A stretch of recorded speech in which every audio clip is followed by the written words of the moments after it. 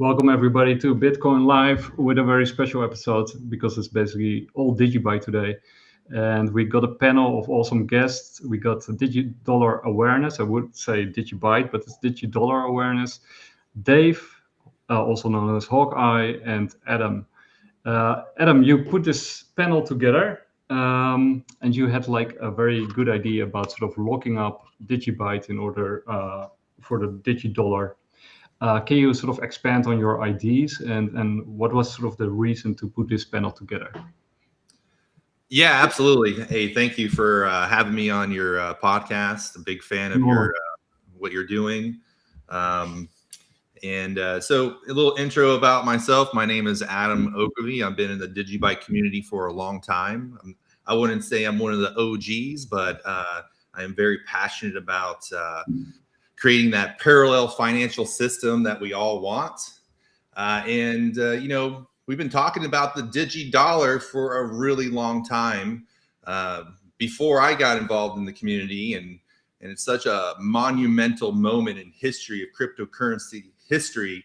I don't think everybody really realizes how big this moment is. And it's the sleeping giant opportunity in the DigiByte community that we know about, but the entire cryptocurrency world is starting to pay attention to what we've built. It's been a 7-year-long process that no company, no venture capitalist, anybody would ever attempt what the DigiByte developers have by creating the world's first truly decentralized stablecoin, backed by the native coin, the DigiByte, where you time lock your DigiBytes up to mint stable, decentralized coins that act just like Bitcoin and DigiByte in essence, but they are time locked and pegged to $1. And for us to achieve this ultimate decentralized stablecoin market, we're going to have to, everybody's going to have to volunteer. The community has to volunteer to become that collateral layer. That's going to be the on-chain verifiable proof behind every single DigiDollar that's going to be out there. And for us to build this momentum, we came up with a conversation of, hey, let's do an official global time lock day to have plenty of time to educate and advocate to everybody how to do it, how to download a core wallet, how this process works, and give us enough time to do it. But what's really awesome, that since it's only been about 16, 17 days roughly since we've actually launched the DigiDollar, where you can actually mint your own DigiDollars. And in that time frame, we have locked up $171,000 worth of DigiByte, which is 46 million DigiBytes in total. Wow. It's huge. Voluntarily, like without any like campaign, with just the community just talking about it and the excitement behind the DigiByte community. That's the DigiByte community. Now, I'm here talking to everybody, talking to the world, every cryptocurrency person out there. Those who believe in decentralization, breaking free of the chains of central issuers, banks, governments, the world's currency. This is I'm talking to you guys. Like that's the people that really need to be educated and advocated to about where we're going. Like for the first time, the community will become that collateral layer, on-chain verifiable proof behind a decentralized stablecoin. I tell people all the time, I'm like, this is the second most important breakthrough cryptocurrency history since the invention of Bitcoin. I mean, really, truly is. You can argue like Ethereum and smart contracts, but all those things are really more central issuer issues. Companies are creating these things, but this is like, there's Bitcoin that proved decentralization works. DigiByte's about to prove that decentralized stablecoins work.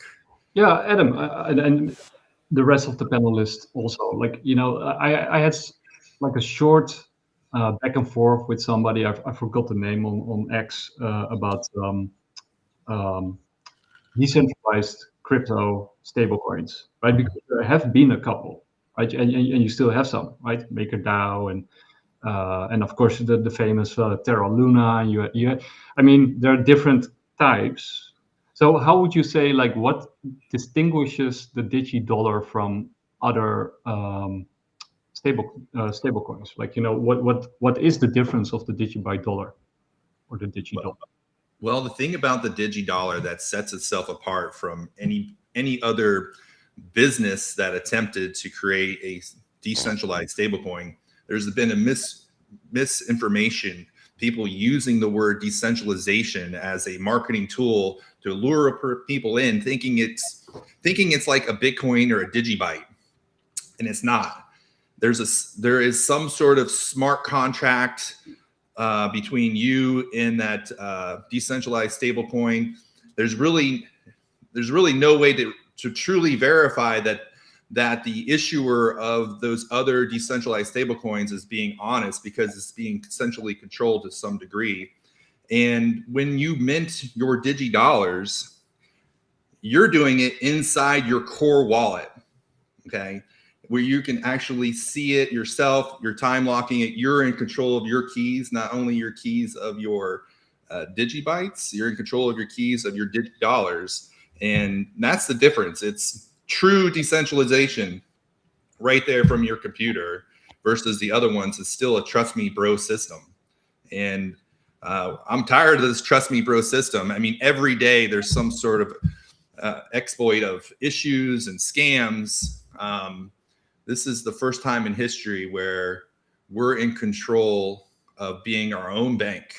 That's huge. I mean, that's what we wanted. I mean, since day one, when everybody read those white papers that Satoshi wrote and realized that this is the path forward, and what the DigiByte team has done. DigiByte is a fork of Bitcoin with drastic improvements to speed, security, and what's 100% volunteer, no VC capital money behind this project whatsoever. And it's really what's drawn me into this community has been how pure decentralized is. Like the purest. We're definitely rough on the edges because we stand strong to the principles, and we may say some things that may hurt some people's feelings out there. But at the end of the day, that's what true decentralization is. It's not a company, it's a community that comes together. We're volunteering to support something that is a global movement into creating a new monetary system, a parallel financial system that's for the people.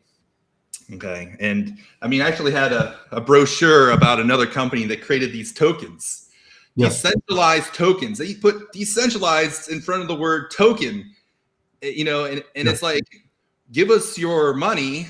We'll give you some decentralized tokens based upon us backing it in our vault of our bank. And trust me, bro, it will be there when you want it back. And it's like, people, wake the freak up.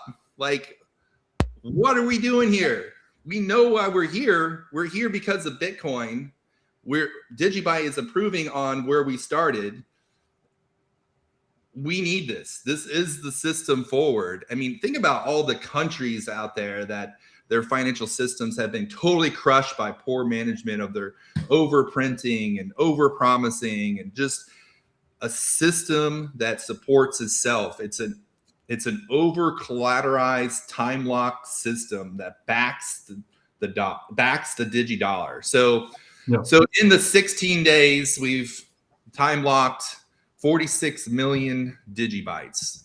In the past week, we have done 4.4 million DigiBytes have been time-locked. So we've had a 10% increase in time-locked DigiBytes.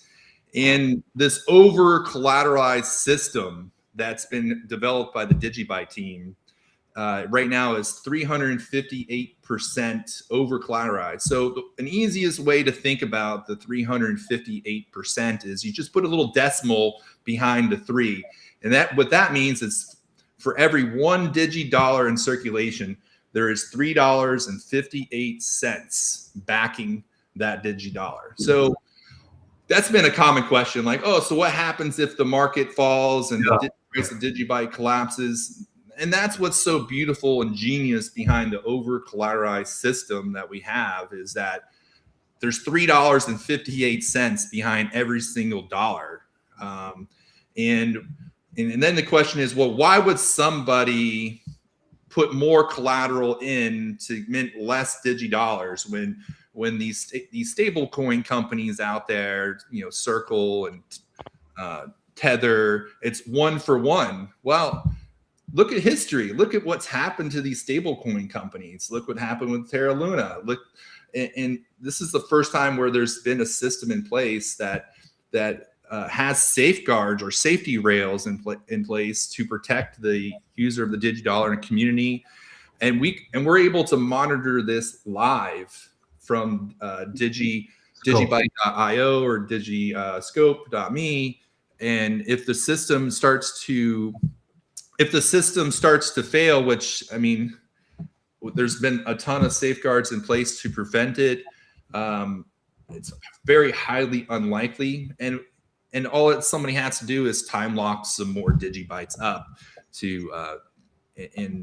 that's what's so powerful. It's a volunteer system. We're going to be creating our own system, our own parallel financial system, which is super powerful. And I see you have DigiScope me up on the screen.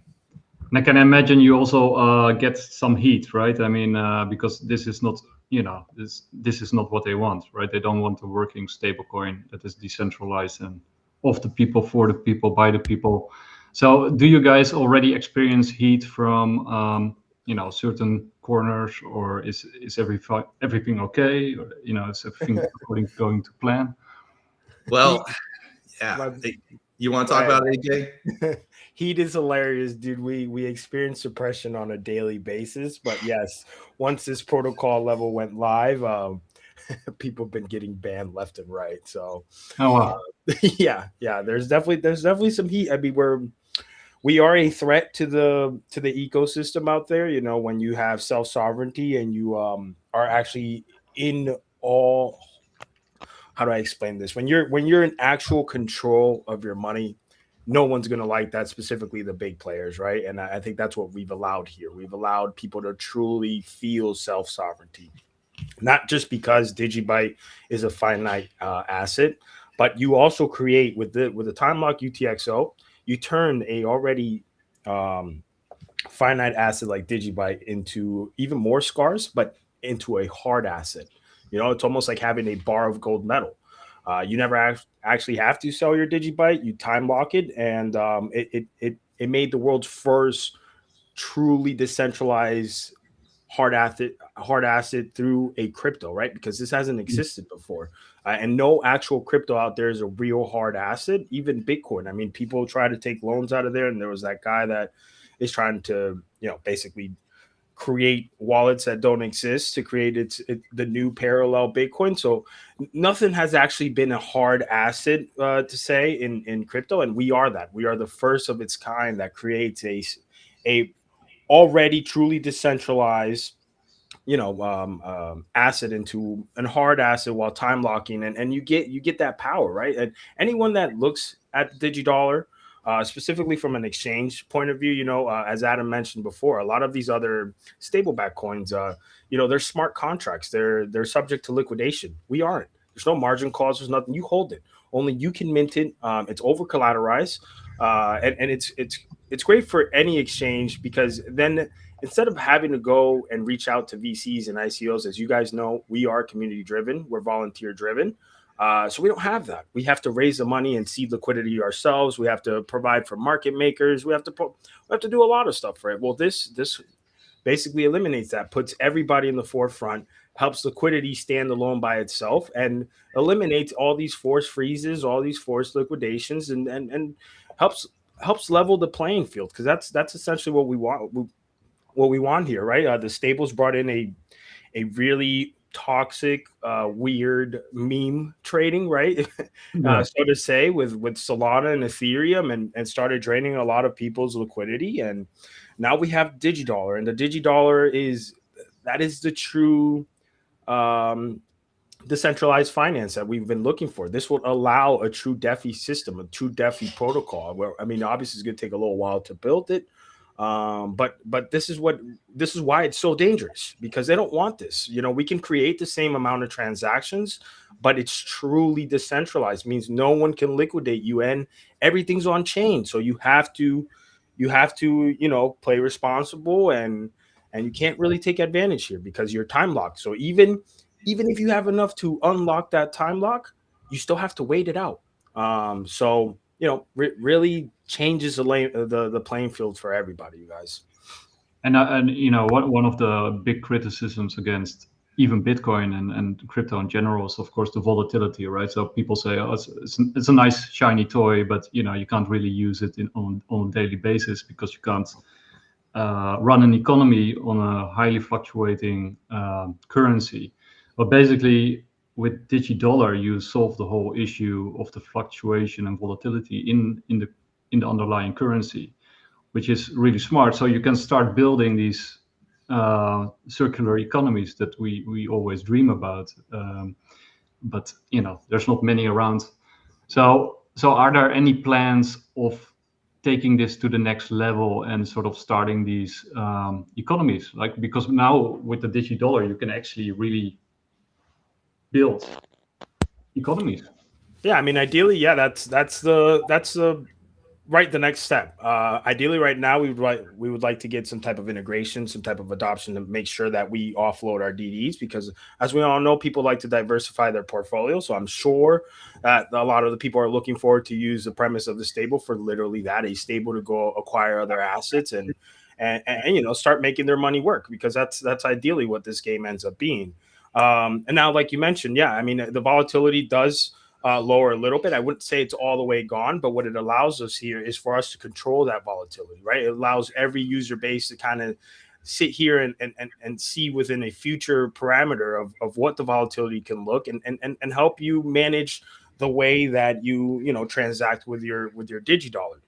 Now, as far as building something, yeah, I mean, dude, you just had open DigiScope, and there's also assets.digistamp. So there is active things going on. There's another wallet out there that it's its own of its kind. I would say it's the first actual hot wallet for DigiByte, which is DigiNaut, which is, that first look at what it means to start bridging outside, and also encouraging, people that stand alone within Phantom and Soulflare and MetaMask, these hot wallet DeFi interfaces, right? The idea is to start bringing them over here, maybe create some type of bridge to allow a true DeFi protocol. So there is a lot of building. I think one of the main keys is, because we are fully volunteer, everything takes its own time, right? We're not on the same pace as everybody else, where from one night over, next thing you know, you got a DeFi protocol that's willing and ready to rug. We don't operate like that. Everything stays on chain, everything goes through protocols. Like Adam said, yeah, we are a little, we're a little rough on the edges. That's how we like to be. And we stick to self-custody, self-sovereignty. And that's why we've been alive here for 12 years. No one, am I allowed to curse on this? Yeah. Oh yeah. No one can fuck with us. Right. It's yeah.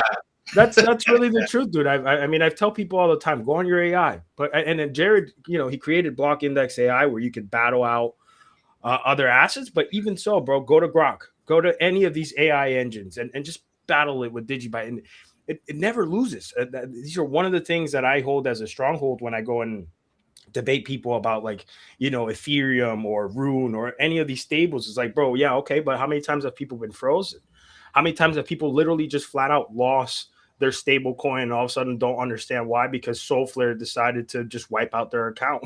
There's a lot of these activities that happen, and with DigiDollar, that's not a thing anymore. It's not a thing. And right now, with the protocols that are being built with the developers, again, we're working with them, trying to make sure that everything goes as planned. As like Adam mentioned, this was 7 years in the when it comes to the DigiDollar. This didn't happen overnight. Same as our DeFi platforms. It's going to take a little while, but you know why? Because we like to make sure that everything stays transparent and true to our ethos. If not, it just quite honestly just won't work. I have to say also with the branding it's smart, right? I mean, Digi, everybody understands Digi, right? We use it for everything. And dollar, everybody knows the dollar. Mm-hmm. So, because with DigiByte and or with Bitcoin or, whatever, Solana, you always have this sort of branding problem that people outside of crypto have no idea what you're talking about, right? Or what it really means. But with DigiDollar, it's like a digital dollar. Like every idiot on the planet knows what it is. Well, so it's a perfect branding. It is perfect branding, I think. And a little bit more about what AJ was saying, about the adoption, and we're a truly volunteer decentralized system and things take time, but guys, it's only been 16 days. We have like 4 different websites that are already accepting DigiDollar. We have 2 wallets are integrating the DigiDollar system into it. We have an online AI agent that's doing transactions in the DigiDollar, minting its own DigiDollar, using the DigiDollar, and it's only been 16 days. And I feel like we're already moving at a great pace. And when people start seeing this podcast and start to learn more, they're going to realize like DigiByte has built the strongest blockchain on the planet, the most secure, quantum computer ready probably blockchain there probably is right now. But obviously no one knows what quantum computer ready really is. But I mean, 5 agros, never hacked, never down. We're ready to adapt quick. Sometimes from people outside of the DigiByte community, and of course I know many of those. What I often hear about, the criticism, like sort of like the more informed criticism of DigiByte is that they stumble or think that it's actually the 5 algos are actually, what people often stumble on, right? Why do you need 5 algos? Like, and are 1 or 2 of those algos maybe less safe than the other algos? I mean, that's the biggest sort of criticism that I hear from outside of the DigiByte community. How would you guys answer that criticism? Like, how would you answer that? Go ahead, Dave. Yeah, well, with the 5 different algorithms, the reason why is because if one is ever corrupted, then it can be removed, and DigiByte can actually run on 4 different algorithms while implementing and changing a 5th. Additionally, with 5 different algorithms, say if one is ever 51% attacked, you don't get the whole block reward. You only get 20% of the block reward, or of the network. In order to 51% attack, which I don't think it's possible whatsoever. I've heard many people say that it would be 3 of the 5 algorithms, or all 4, or 4 of the algorithms and part of the 5, but I'm of the opinion it must be all 5 algorithms simultaneously and within 15 seconds due to the real-time difficulty adjustment. So that fixed several other blockchains to where if you have a large increase or a large decrease in hash, that then shuts down the blockchain. So it's in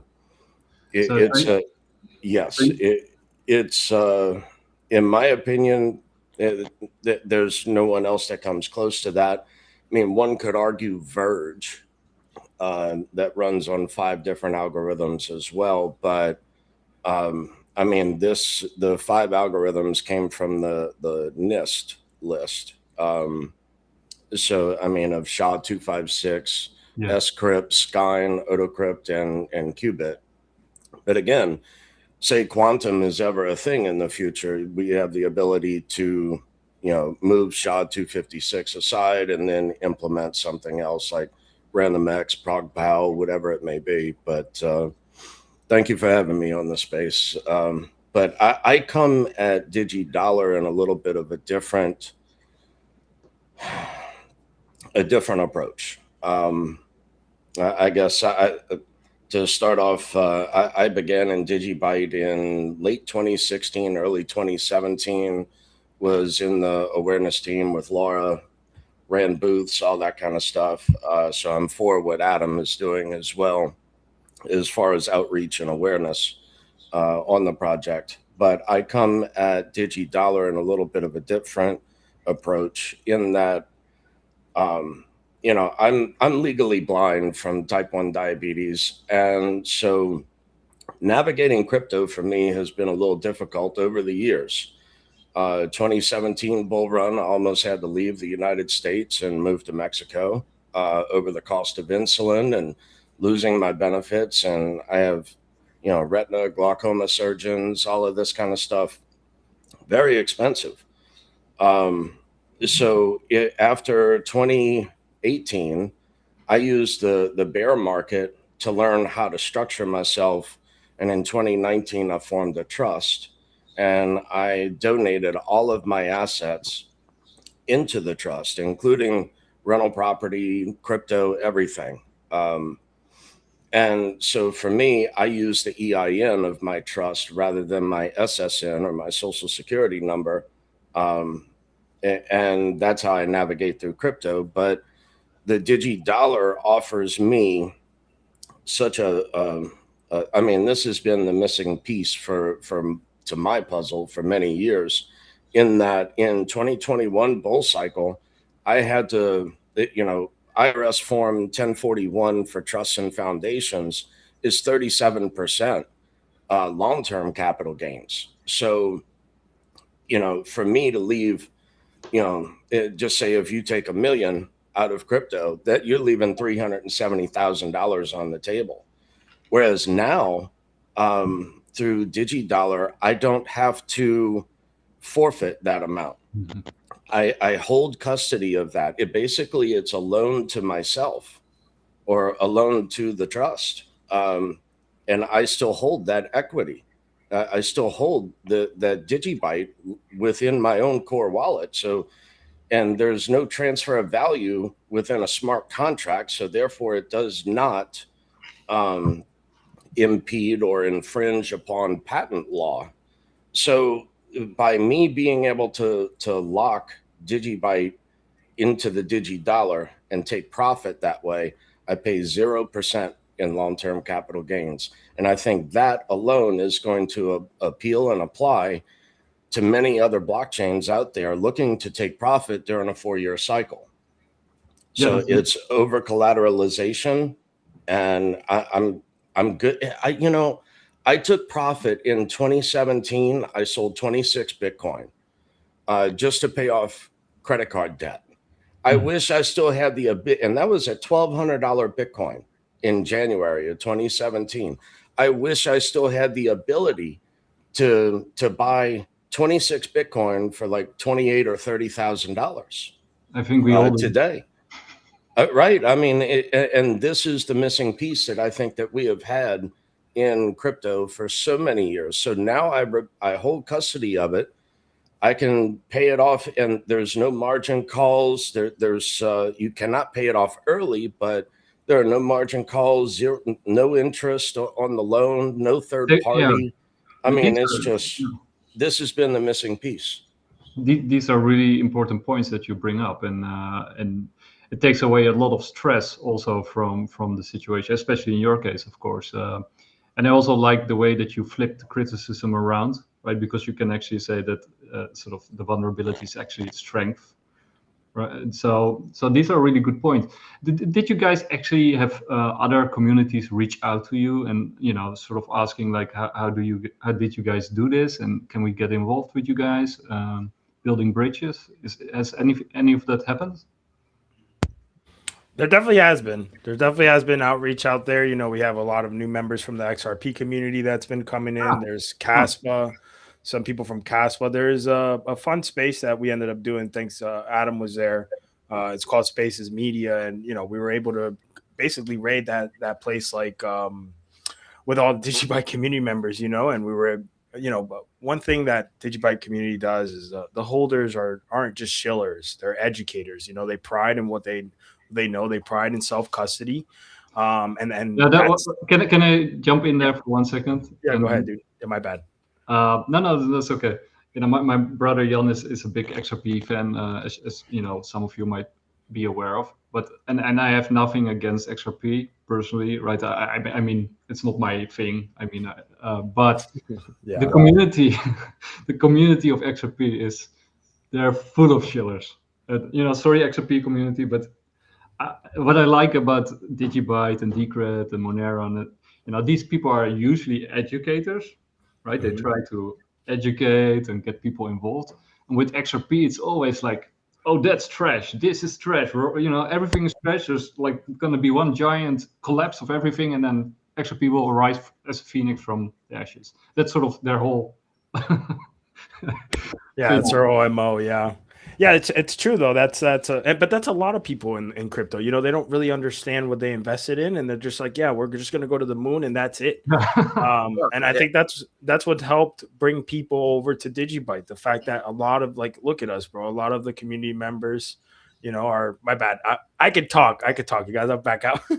Go ahead, Adam. Do your thing. Well, I was just raising my hand because I am one of those people that got into crypto through XRP. That was the buzz, that was the shilling that was taking place, and my first crypto I bought was XRP. And I still hold a ton of XRP, not by choice.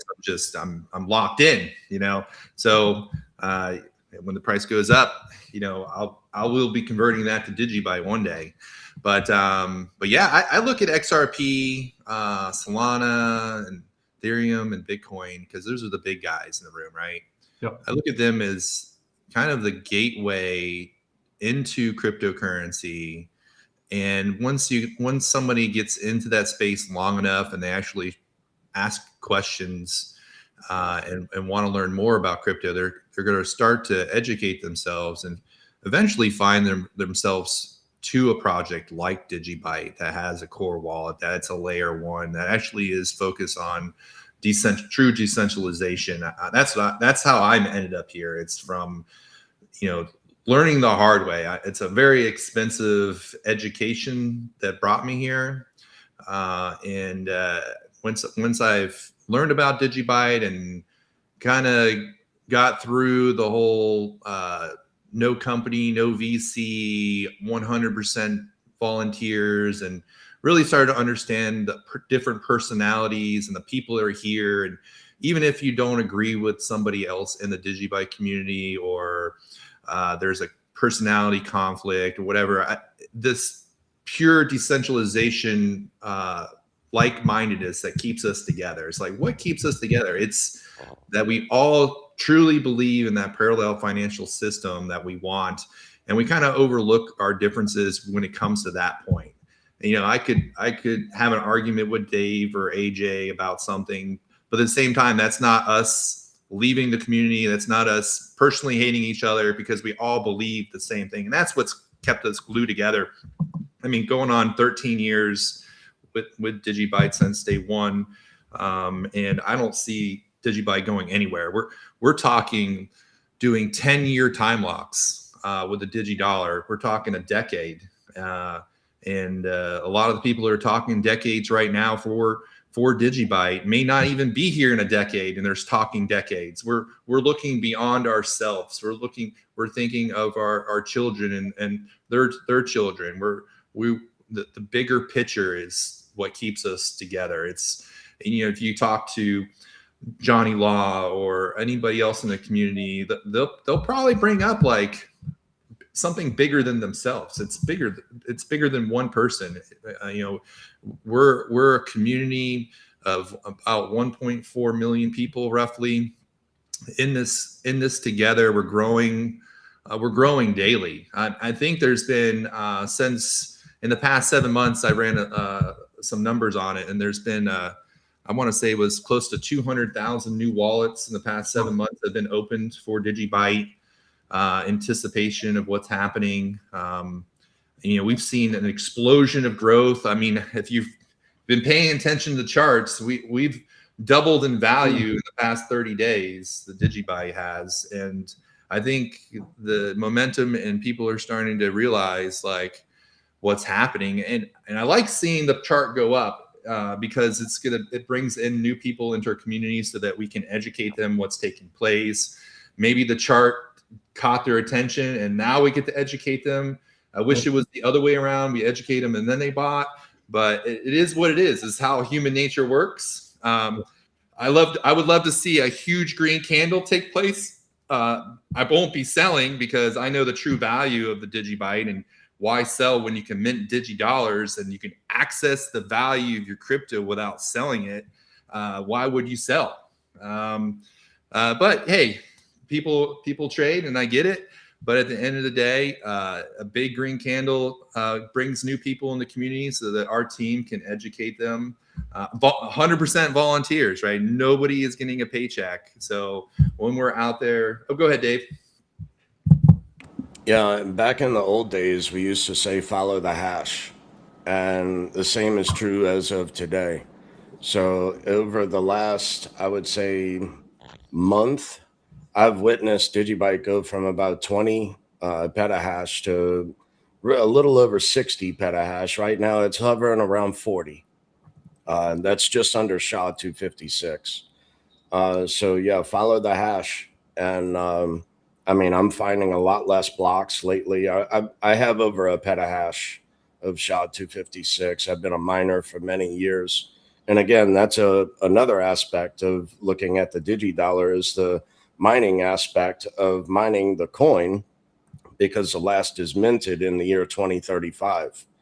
And similar to like Bitcoin and Litecoin, they have a halving every 4 years. DigiByte has a basically the same protocol, if you will, built within it, but there's basically a halving every single month by 1% of the mine supply.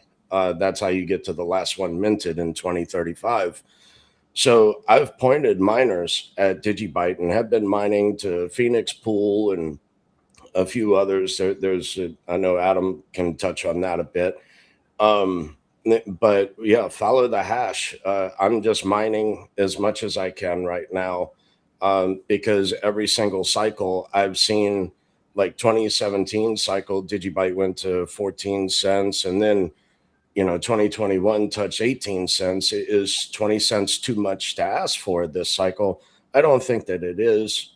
This is not ISBL or if struck by lightning or 589 of XRP and whatnot. And then a whole other aspect of the DigiDollar is that when you lock the DigiDollar, when you lock up that DigiByte, you're removing the supply from all these exchanges and what's available to be purchased.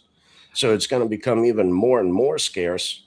And then my next thought there is what happens with these exchanges that hold DigiByte? Are they then going to lock and move that into another stable coin of their choosing in search of yield to free up liquidity on their end? Again, there's just more and more and more DigiByte over time that is going to become locked, making it more scarce. And what happens when you constrict supply? Hopefully, fingers crossed, it'll touch 20 cents this cycle. I really hope it does.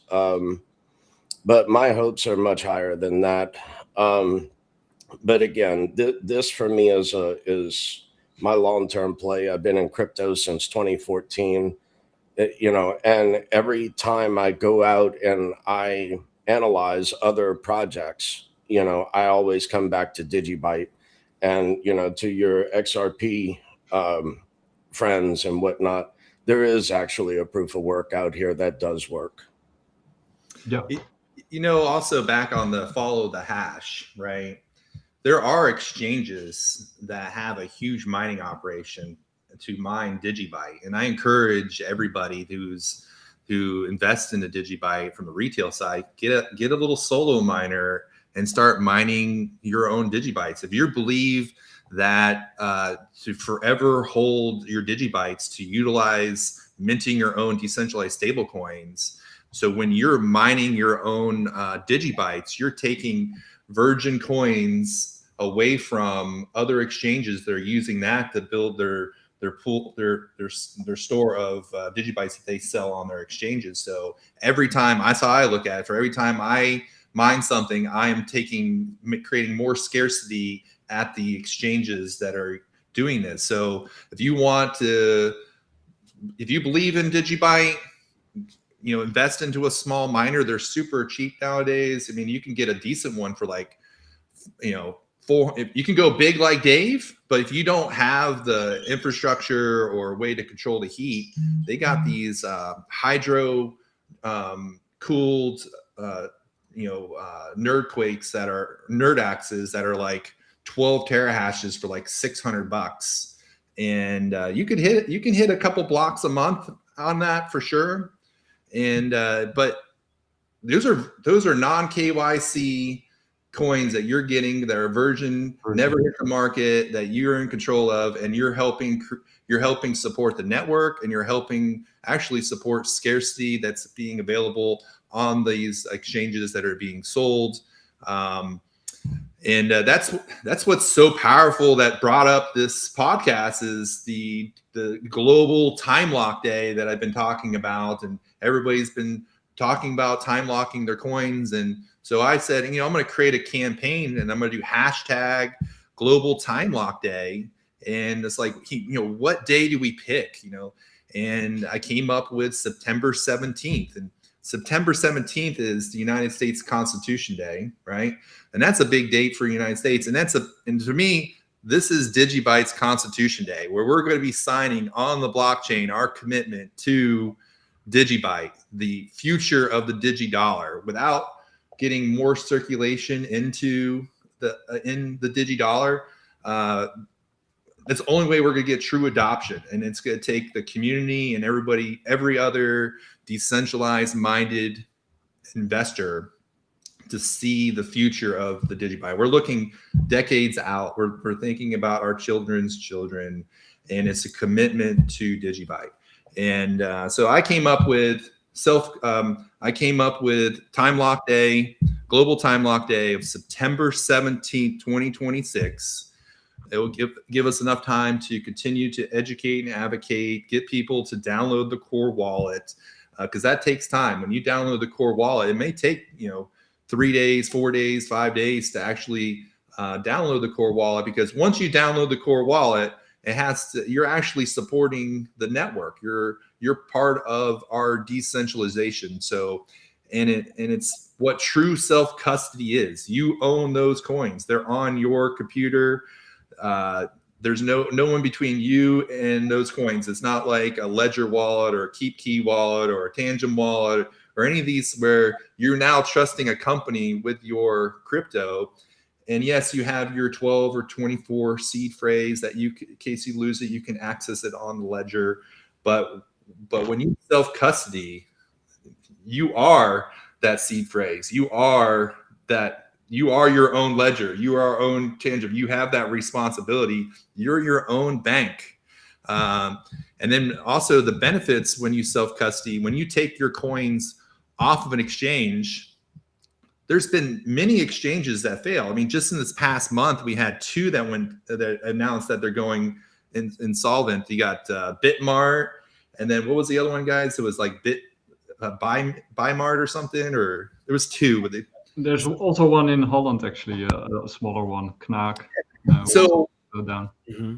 I saw a post just the other day from a Bitcoin community member. Has quite a bit of following, encouraging people to move their coins onto exchanges. And I kind of told them, pretty bluntly, we're rough around the edges, but that was really stupid of him to tell his community to put their coins on the exchanges when these exchanges are central issuers, or they're in essence, they're like banks.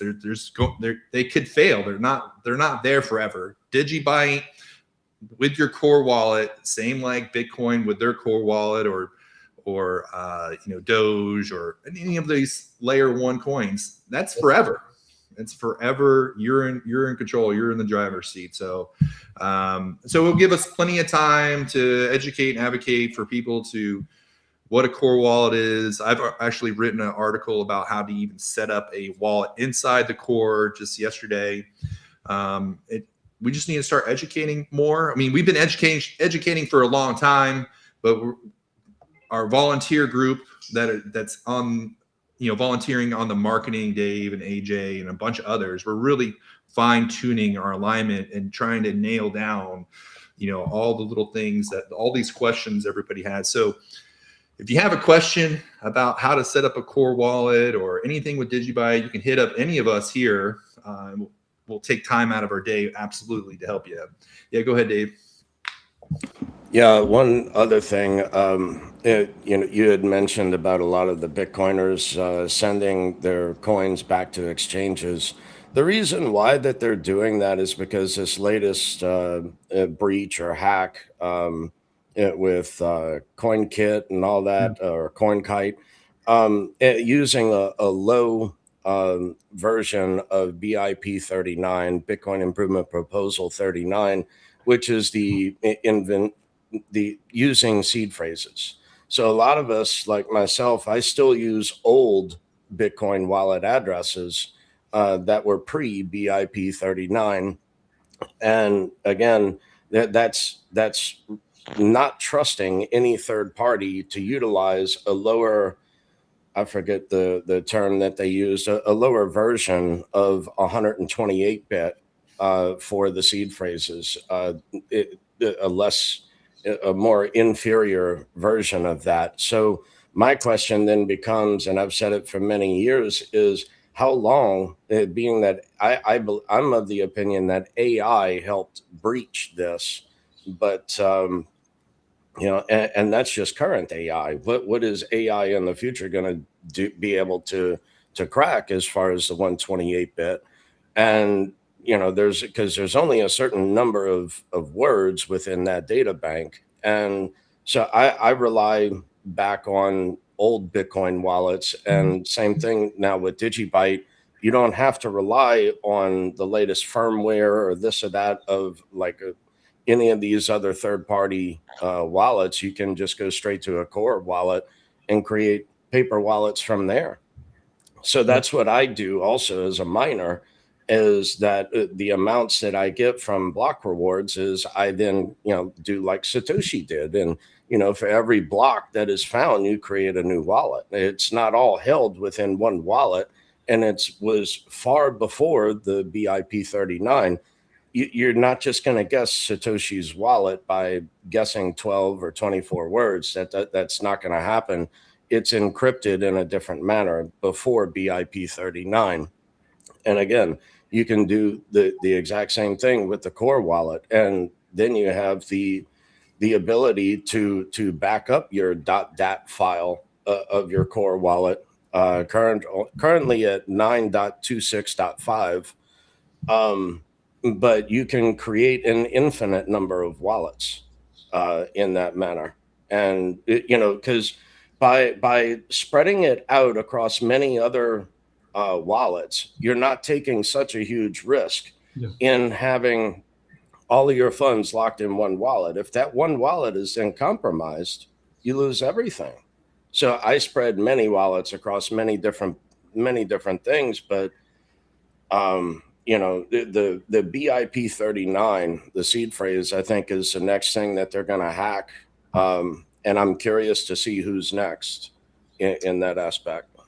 Another thing too, with the development of the DigiDollar and the timing of all this, the timing of the launch of the DigiDollar couldn't have been more historic, with the state of everything going on in our world and all these stable coins and the Clarity Act.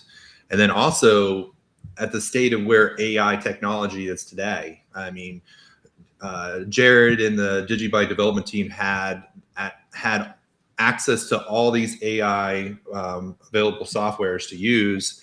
And then there was the last bug testing that Jared did. He did it on an AI called Methos.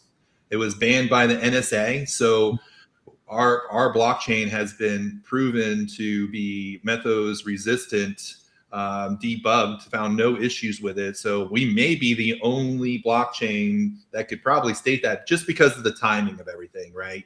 He was able to utilize it, and then like a week later, the NSA banned it. So that was pretty powerful. It's like, wow, we're launching the world's ever truly decentralized stablecoin. You should market that fact, right? Yeah, we use the strongest AI capabilities, the same level as highest level that gets banned by the NSA. Yeah, it's just there's a lot of good things that happened all at once. I think it was like right time, right place, right decisions. A lot of rights happened to this point. I mean, just the excitement behind the DigiDollar, and it's finally here. It's been 7 years, and I've been in the DigiByte community like I think close to 2 years now.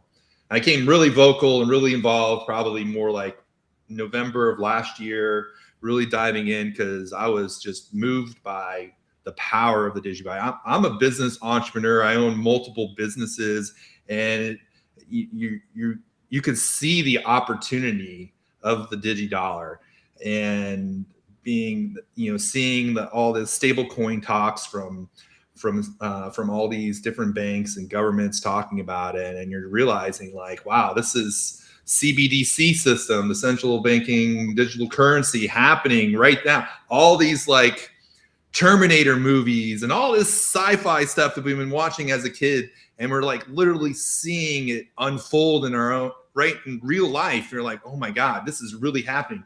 Like they could literally claw back your money. You'll never own your own money once it goes digital.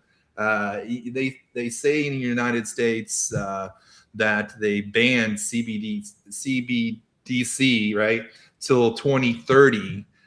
But if you read the Genius Act and you go and you see all the amendments that they're doing to it, it's just deferring it to the bank. So it's just saying, oh yeah, we don't support it, but the banks are doing it, and they're required to put a mechanism in all their stable coins that are able to claw back that money at any given time, no matter where you store your stable coins, under any rock anywhere on this planet, they will be able to take those stable coins back. Well, with the DigiDollar, being that it's truly decentralized, just like DigiByte, just like Bitcoin.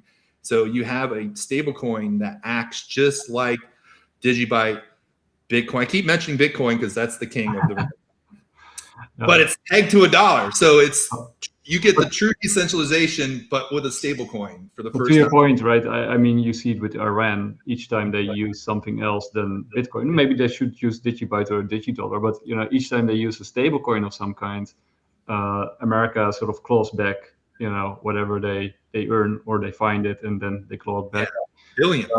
I forget the number, but it's 300 billion or something like that. I think they've already clawed back from Iran and stable coins, and I get why Iran's doing it, and there's always going to be that type of use with crypto. I mean, but you guys being rough around the edges, I mean that that comes with the territory, right? If you're decentralized, like America used to be a decentralized nation in some ways. It still is, right? You got these different organs of the state that are by definition sort of decentralized. But the more decentralization you have in a society, the more rough around the edges it gets, because you have to sort of reach consensus in a very messy way. And of course, the more rough around the edges, the more entrepreneurial and innovative, and the more ideas get thrown around and bounced off each other. So, I see that as a very positive thing. And one of the other things that I also noticed from DigiByte, and there's of course also others, so Decred does it too, but that as soon as sort of AI reached a certain level, you guys immediately thought like, oh, this is an opportunity. This is the new economy, and we're gonna make DigiByte and also an AI blockchain, right? So, and I also noticed that others are doing this too. And like Dave was saying with the wallets, right? I mean, the growth in wallets also by an individual, but I imagine also by AIs, right? These kind of things are gonna exponentially, well, basically they're gonna explode, right? And that's where the real future is, right? The AI economy will be the future. So the first blockchain or blockchains that are sort of AI friendly and AI capable will probably win out, and especially if it can't be hacked, like what you said with Mythos. I think you guys should start some kind of marketing campaign around that, right? You're one of the few blockchains that can actually say that. So Yeah, I mean, we truly are, and we've mentioned it on X before. I think for the general population, they'll probably way over their heads. But for the AI community or people who stay informed on that technology, that would be important to them. I think if they heard that. But yeah, it's just I kind of lost my train of thought there, but.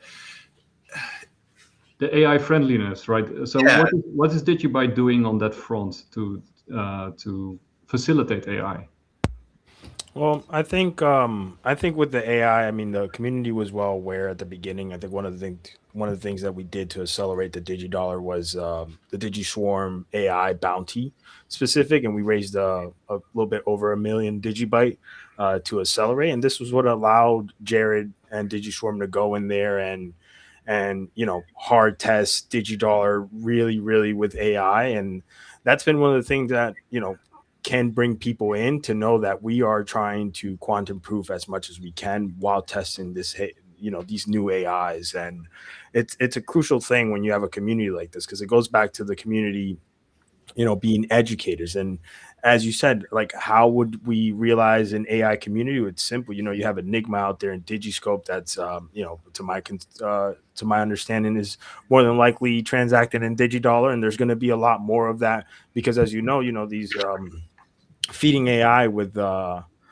these credits it isn't feasible. You're going to want to have an AI basically work itself. And at one point, if you're running any type of website, or if you're running a specific protocol, right, that would allow the ease of AI, you're not going to want to go and continuously keep coming out of pocket and feeding your AI. No, you're going to want it to transact by itself, and DigiDollar allows it to do strategic locks. So if you were to start your Claude or whatever choice of AI that you'd like, you could feed it with a certain amount of DigiByte and just train your bot to, like a liquidity bot, just train it to do strategic locks to continuously feed itself and provide its own economy. And it's one of the best ones to do, right? Because it's a finite supply. It doesn't allow the bot to go haywire and try to create more, and it can't get liquidated within itself. So it's genius within itself for an AI, not let alone for a human. And one of the nice things about DigiByte, it's a shame. We used to do a lot of giveaways, and I gave away a lot of XRP and DigiByte, and Jan, I think, also gave a lot of Chainlink. And so, looking back, we shouldn't have done that. But one of the nice things about DigiByte was basically the same thing with XRP. It was super quick and super low fee, right? It's the transaction speed of DigiByte is super fast. Compared to XRP, I think XRP is 1,500 TPS per second, and DigiByte's 1,160. So we're pretty relatively close. But yeah. I mean, it's like a good analogy is, you could have that Ferrari, but put the Ferrari in a traffic lane or in a heavy traffic day, the Ferrari's not doing anything. So 15 seconds is plenty of short enough time, and it's plenty enough time to work. You really won't even notice by the time you do a move to one wallet or the other, or send some DigiBytes across the globe. Literally, by the time you hit the send and you kind of start your conversation that you sent it, it's literally already there. And for an AI economy, that is pretty essential, right? Speed. Yeah. Speed is essential. Cost is essential. I mean, we've seen millions. I think there was a transaction of like 1.1 billion DigiBytes just recently, and I think it was like a fraction of a penny to send it. That was Binance doing that, but it was a fraction of a penny. I mean, how can you send? I think it was like $7 million in 15 seconds, and it costs you less than a penny to send it. And we know why we love DigiByte, because how secure it is, and clearly Binance loves DigiByte because they have a big vision for us as well. Yeah, I think one thing I'd like to chime in there too about XRP is like you don't really actually hold XRP. You can't run a node, right? And if you can't, it's like not your keys, not your DigiByte, right? Like that's one thing that people, when they go into XRP, it's all just like it comes down to a hopium, in my opinion. Their TPS actively right now it's like 15. you know, for how big their market cap is, for only there to be like literally 15 transactions.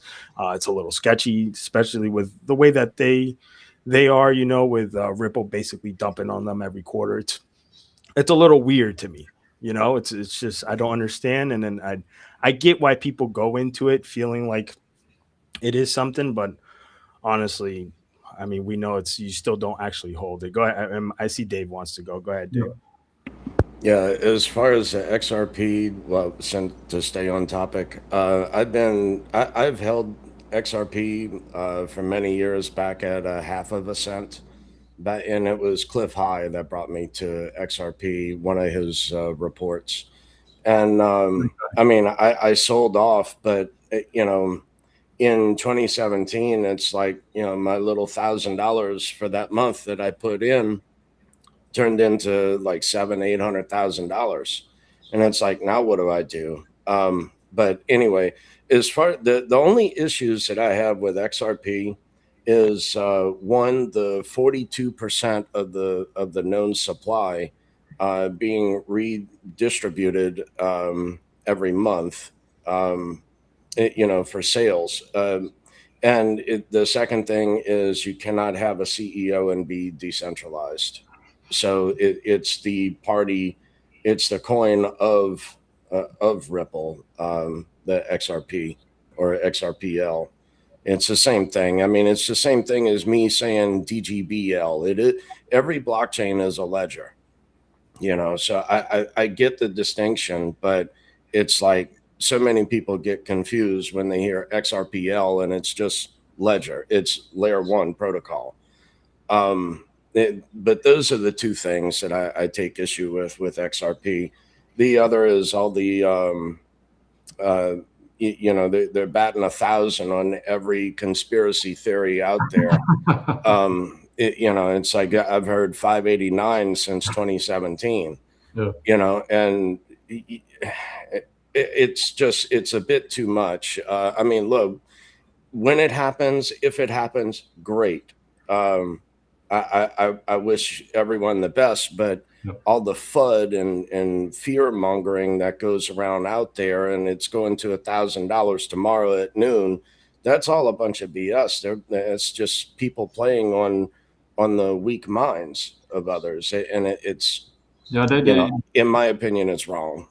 They do a lot with numerology and conspiracies and astrology.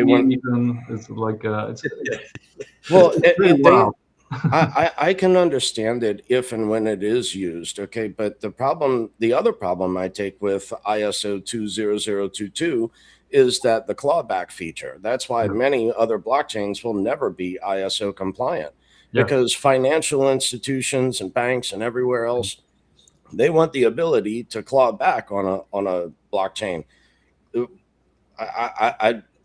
And one of the other funny things, or you know, and I'm not trying to diss on the XRP community, because I actually hold a little bit of XRP and like said, my brother's in it. So besides all the conspiracy stuff and you know the nodes and you know, and it's sort of decentralized to a larger degree than most people admit, but it's not really decentralized like in a true way. But the biggest issue I have is, like, you know, they always say, like, why was Ripple sued? Like, why was only Ripple sued? And they try to suppress Ripple, but that's because they have an office in San Francisco.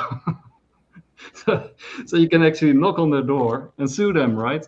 Well, I think that XRP actually did a favor for all the rest of the community of crypto. So in that they had the actual funds. They had a $200 million legal fund to pay the attorneys to fight the SEC, because so many others, from Dragon Chain to Library to so many others, have been sued. And once everything is seized, how are you going to fight? So it was just a complete monopoly of the entire space, and it's just them trying to gain control over it. But no, I think that XRP actually did the entire crypto community a favor in that aspect. So therefore, I'm thankful for that.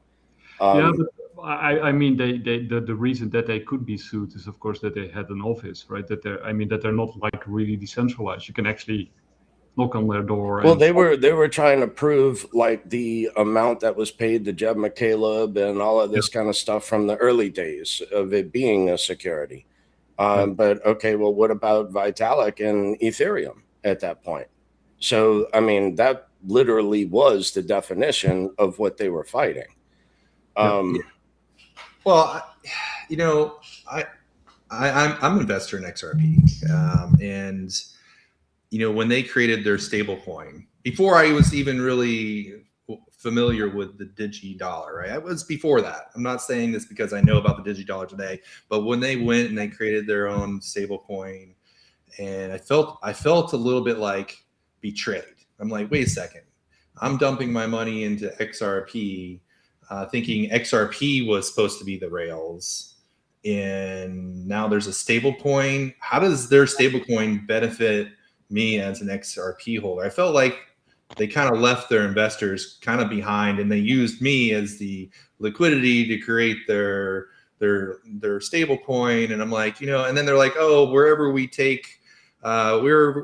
go, we always take our XRP holders with us. And I'm like, okay, but how is the performance of your stablecoin going to improve on the performance of your XRP holders? And I never quite understood how that would impact to improve on it. I think there's like a little bit of a burn mechanism or something in it, but other than that, there's 100 billion coins, and I won't see it in my lifetime, I don't think. But you never know. They always hype it up. They're like, well, what if the globe and all the financial systems start using it? Next thing you know, 30% of all the banks are using it, and the burn ratio is going to exponentially increase, and then it's going to become something, you know. And it's just like you hear it over and over and over again. And, you know, you never know. But I think the constant dumping from on top of their investors' heads, and really not becoming that collateral layer behind their stable coins, kind of now I think about it like, hey, this is the first time in history, like, there's a stable coin being created by a project that actually truly benefits the holder of their native coin. Being that collateral layer behind it, it's super powerful, and I'm excited about it. And I think and also, you know, Brett Garlinghouse, basically what XRP is saying that they're doing is upgrading the existing banking system, right? That has always been their mission statement, right? So, and he comes from the banking system.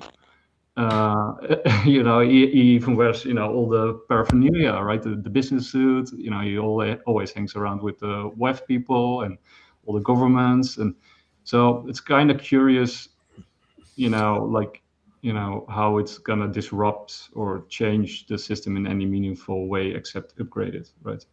That should tell you enough. A banker moving in banking ways. I mean, come on. You're gonna wake up tomorrow and there's gonna be an acquisition, and next thing, XRP is owned by a different company. You know? Yeah. The one place that I would give an XRP credit is that they are, you know, that I think that they should work more on is that they have a DEX built into a layer one. A decentralized exchange built into a layer one is very, very rare. That I think is how they're going to survive in the future. As far as waiting on them to sell to the United States Treasury or to the Federal Reserve, I think that that's opium. Because if it were me and I was Big Brother, I would just fork your chain and use it if that's what I wanted to do with it, to encompass the clawback feature. But I did want to go back to what y'all were discussing earlier as far as the AI is concerned, and with Jared Tate being early, I mean, many years early into AI and implementing that into DigiByte with DigiSwarm. And I don't know what he's currently running, but I know at that time it was 64 AI agents And just figure with 64 of them, that would be basically 10 developers, full-time, no lunch breaks, no Twinkie breaks, none of that, no call-in six, none of that. And you have, just say 640 developers, and each of those developers earning $100,000 a year. So that's how DigiByte can actually compete as far as the development aspect to another blockchain that has a $64 million fund to fund development. The other thing is also within Rosetta on DigiByte, the ability to converse from, just C++, Python, and Java. So now if we can converse with other chains and have other SDKs written into the code to where it allows these other, software engineers, computer scientists, whatever, to be able to write code in their native language, but be able to make it work on DigiByte, whether that be Rust, Plutus, or even Solidity for that matter, which I really don't like that code. But I'm just saying, for instance, the ability to converse through multiple languages is Rosetta. That aspect alone. But now, like I said, with the ability just with AI to have a fund to fund development, that has been something that's been lacking in DigiByte for many, many years now. And like I said, now we can compete against other blockchains with a $64 million budget for paying their developers. And like I said, no breaks, no call-in six, no holidays, just code. All by volunteers. I think sort of the whole DigiDollar idea is pretty genius in the sense, like, we, in general, like, I think it's in 6th of January that we do sort of the self-custody day, right, in Bitcoin and crypto in general, like take it off exchanges. But, how many people are actually doing that, right? Very few. And then, of course, also people say, yeah, but there's also benefits of keeping it on an exchange, right? You're insured, you have less hassles, you don't have to worry about quantum and AI hacks, and it's not very technical, I don't have to be very technical. So why should I, take the effort and take it off an exchange and put it on a hot or a cold wallet or, whatever. But with the DigiDollar, you actually created an incentive to do it, right? Which is very powerful. And even for the exchanges themselves, like you pointed out earlier, now there is actually not only a moral reason to take it off exchanges, because you want to promote self-custody and self-responsibility, self-reliance, but there's also like a financial incentive, all the things that you mentioned earlier, Dave, to actually put it in a DigiDollar and take it off exchanges. So, and it would all, like you guys also pointed out, it will probably also have a positive effect on the price of the underlying asset itself, which is an additional bonus to take it off exchanges. So basically with the DigiDollar, you have created an incentive system for every DigiByte enthusiast and future enthusiasts, because this will also entice people who were not in DigiByte but who are now learning about this mechanism to get into DigiByte and to start minting DigiDollars, right? Yeah, I mean, it also incentivizes the exchanges also, though. It's not just, just the DigiByte community members and anybody that onboards, but exchanges can win here also by, one, providing liquidity for everybody, right? Because you get to lock up and provide liquidity, makes everything much more seamless. And another thing, exchanges can win because, a lot of these exchanges have a stable coin or a stable token within their exchanges, where they can allow people to earn yield there through the DigiDollar. Because as we mentioned, DigiByte is a scarce asset. It is a time lock UTXO. So when providing liquidity, right, you're going to want to figure out how you're going to unlock those time locks. So you're going to want more DigiDollar regardless, specifically since it can only be minted through a core wallet. So because it's not accessible like that, you have to literally go self-custody and mint it. An exchange can really, really win here by just allowing someone to just go over there and let their DigiDollar hang over there for a small fractional yield.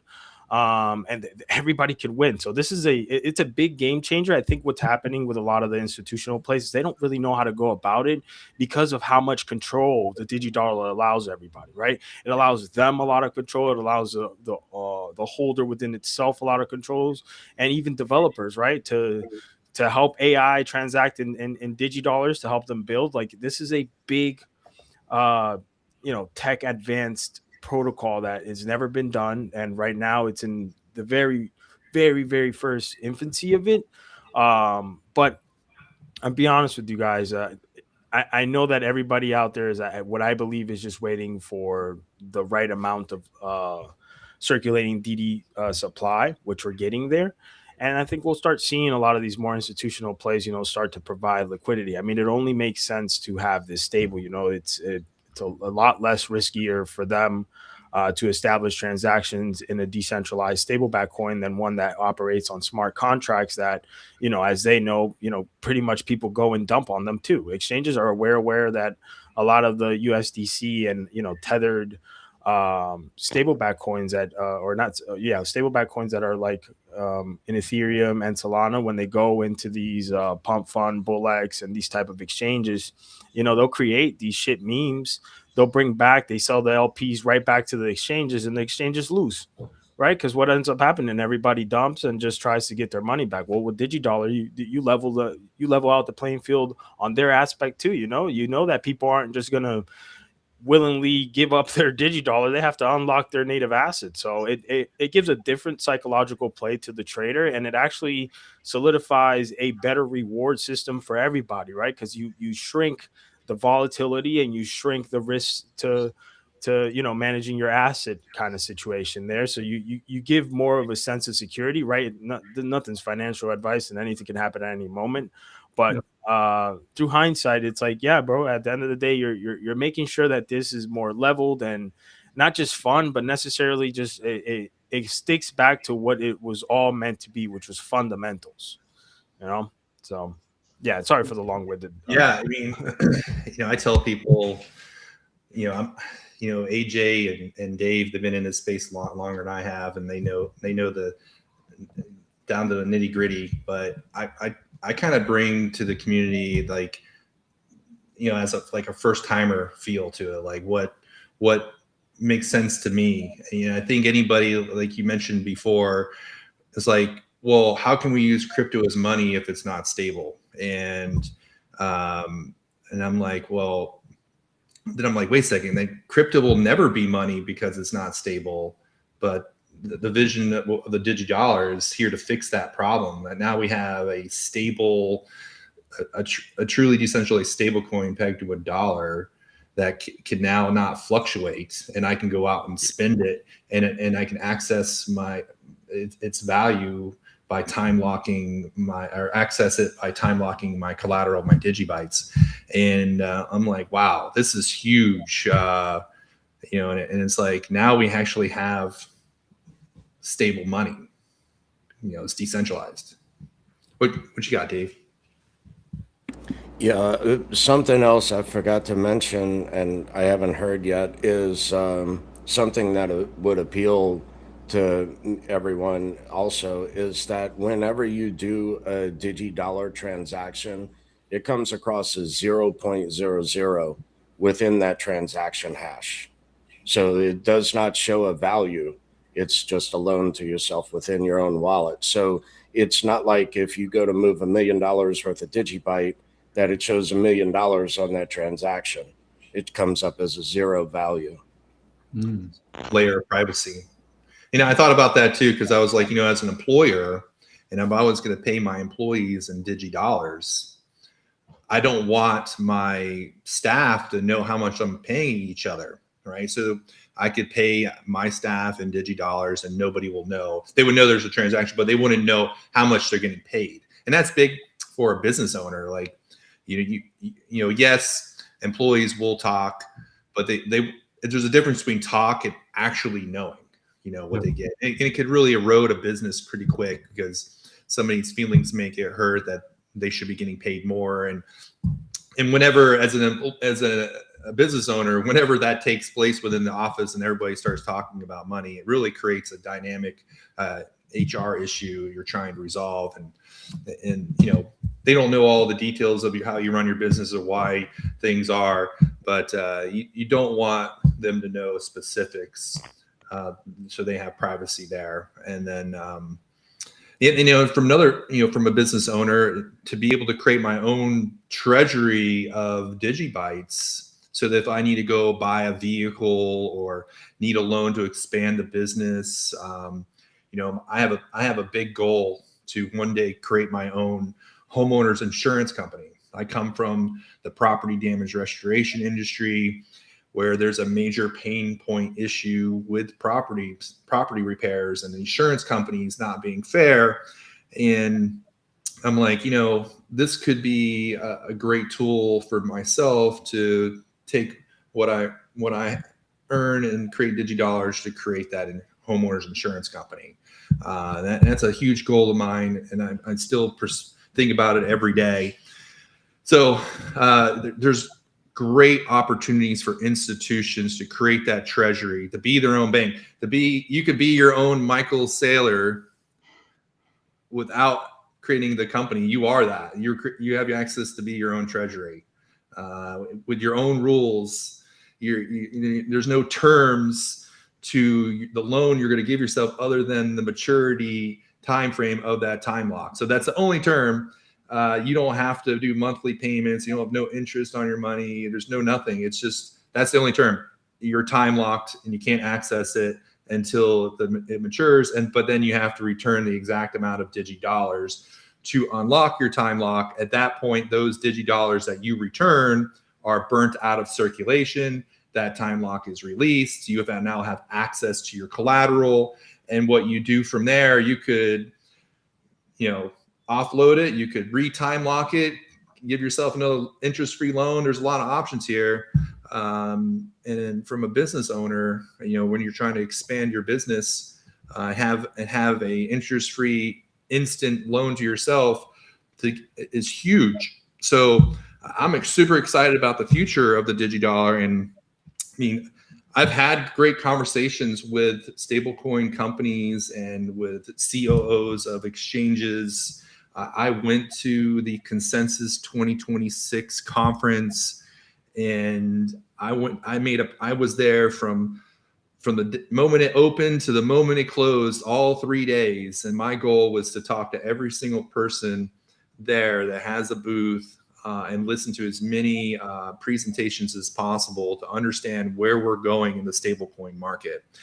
And my question was, hey, what do you guys think about decentralized stablecoins? And boy, you should have seen the looks I got. They were in disbelief that even existed. They didn't know how to react. 95% of them kind of pushed me out of the way, like, okay, we're done talking. But the ones that did conjured up some really great conversations, and people that I talk to this day through Telegram. Like, I had multiple conversations with the COO of Bitmart, which I'm sad to see them go, because they had some really great interest in the DigiDollar. There's been some great conversations with them about the DigiDollar, and it's a shame that opportunity kind of slipped away.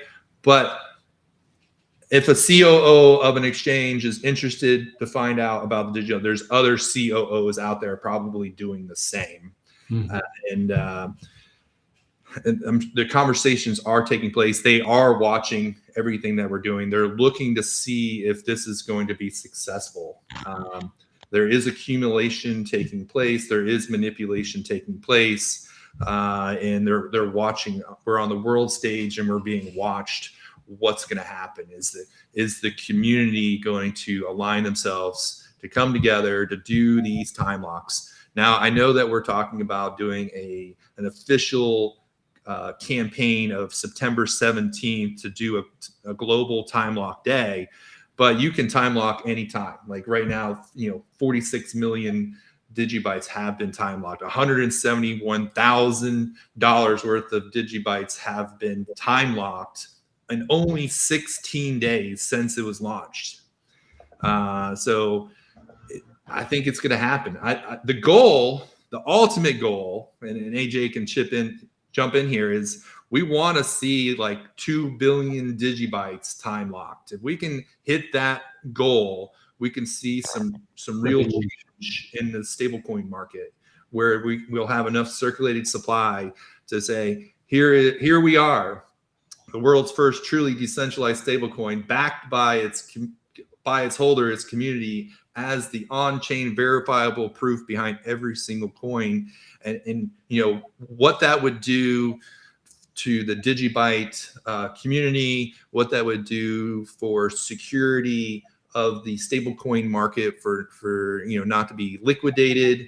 It would be there's been numbers thrown around. I mean, it's all speculation, but it will set the tone for the future of cryptocurrency.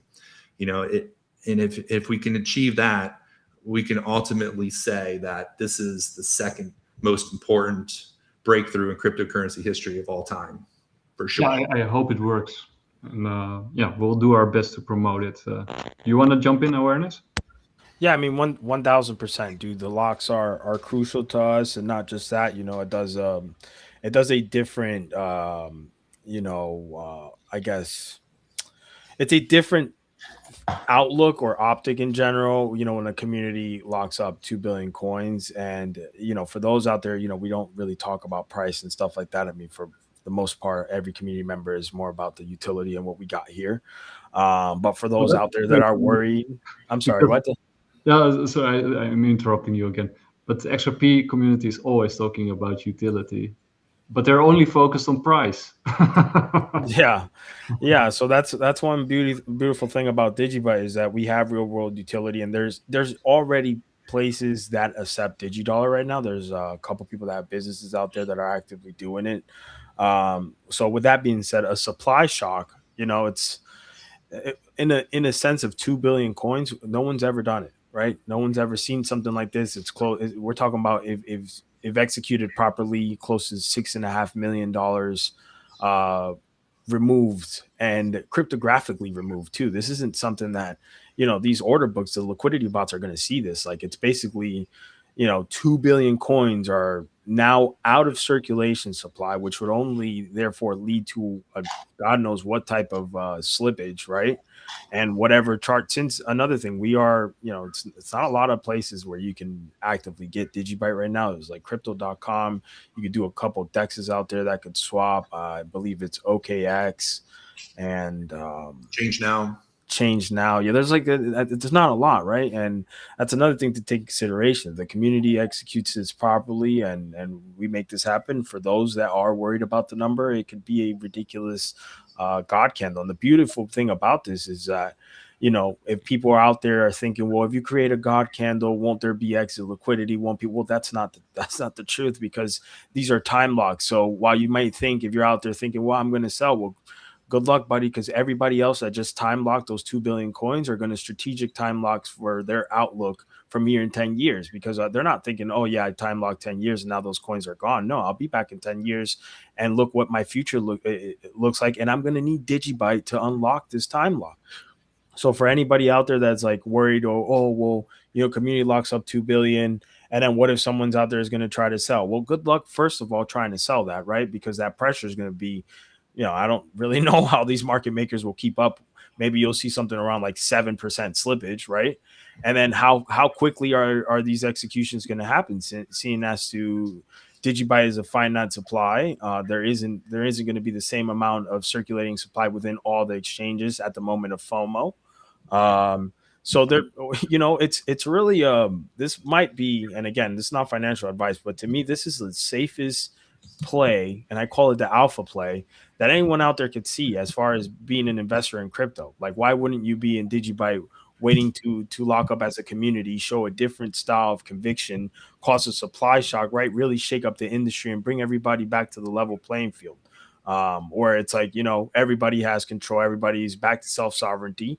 And basically it puts everybody on the hot seat, right? It puts exchanges on how they're manipulating. It puts these aggregators on what they're doing with the daily trading volume, which we all know is a figment of their imagination. They like to boost a lot of these things. A lot of these people pay for it. So, this will eliminate all that shit because, we have a severe manipulation. It gets very aggravating for a lot of the holders, and not just necessarily in DigiByte, but within all assets, right? We could see how this market is being manipulated. Well, if we do this, we make a statement to everybody out there like, hey, we still control our coins, buddy. We're still in power of crypto, and we still align to the fundamentals and what the structure and the vision of Satoshi was to begin with. Yeah, it would also put a lot of retailers on the hot seat, especially, Bitcoin maxis and people who promote decentralization, right? Because then you would actually have a project out there that's, not just talking the talk, but walking the walk, right? So that's very interesting. So I have a question for each of you. Like, if you had to play devil's advocate and you had to criticize something about DigiByte, or, where you see a problem or an obstacle or an issue, what would it be, if there is any, right? Who wants to go first? I think I'll kick it off. I don't think, and I've thought really long and hard, right? First coming into, so I've been a holder for a long time, since around 2017, and coming in, a lot of my things were, the marketing, and I think that's, pretty much gotten aligned with all the community members. Like I mentioned before, everybody became educators, so the marketing is going, what I think is great. It's kind of hard to point out a flaw in DigiByte, right? I think right now, though, all we deal with is a weird suppression, but it's clear because once you have a lethal community, right, you're going to have some type of suppression. So I would say it's hard to point out a specific flaw. I wouldn't say that there's generally a specific flaw out there, besides, I guess, onboarding people might seem a little intimidating because of, DigiByte Core wallet. It creates a couple extra like a couple steps for you to self-custody, but there is options out there. There is solutions that are coming out. There is, as you know, Johnny Law is working on a wallet. There is Dennis, who also has a web wallet. There's a couple solutions out there that are going to come about, and we're volunteer driven, so it's going to take its time. People are taking time out of their day from their very busy life and investing it in here, which is completely different from any other ethos. Usually people, what they do is they'll park their money and go, woo, we're community and let's wait, right? These people here, like Adam, Dave, myself, we're here taking time out of our Sunday to educate. We're not here to show. We're telling you exactly what it is, being as transparent as possible, and why this makes sense. And it's not just us, it's the communities in general within their pages. We've also figured out a way to escape, the silo, this echo chamber that's community members were making Medium articles left and right. Facebook is starting to get up and out there, right? So we're gelling pretty nicely. So yeah, dude, I don't really think that I find it hard to see a flaw in DigiByte besides not buying enough at the right time.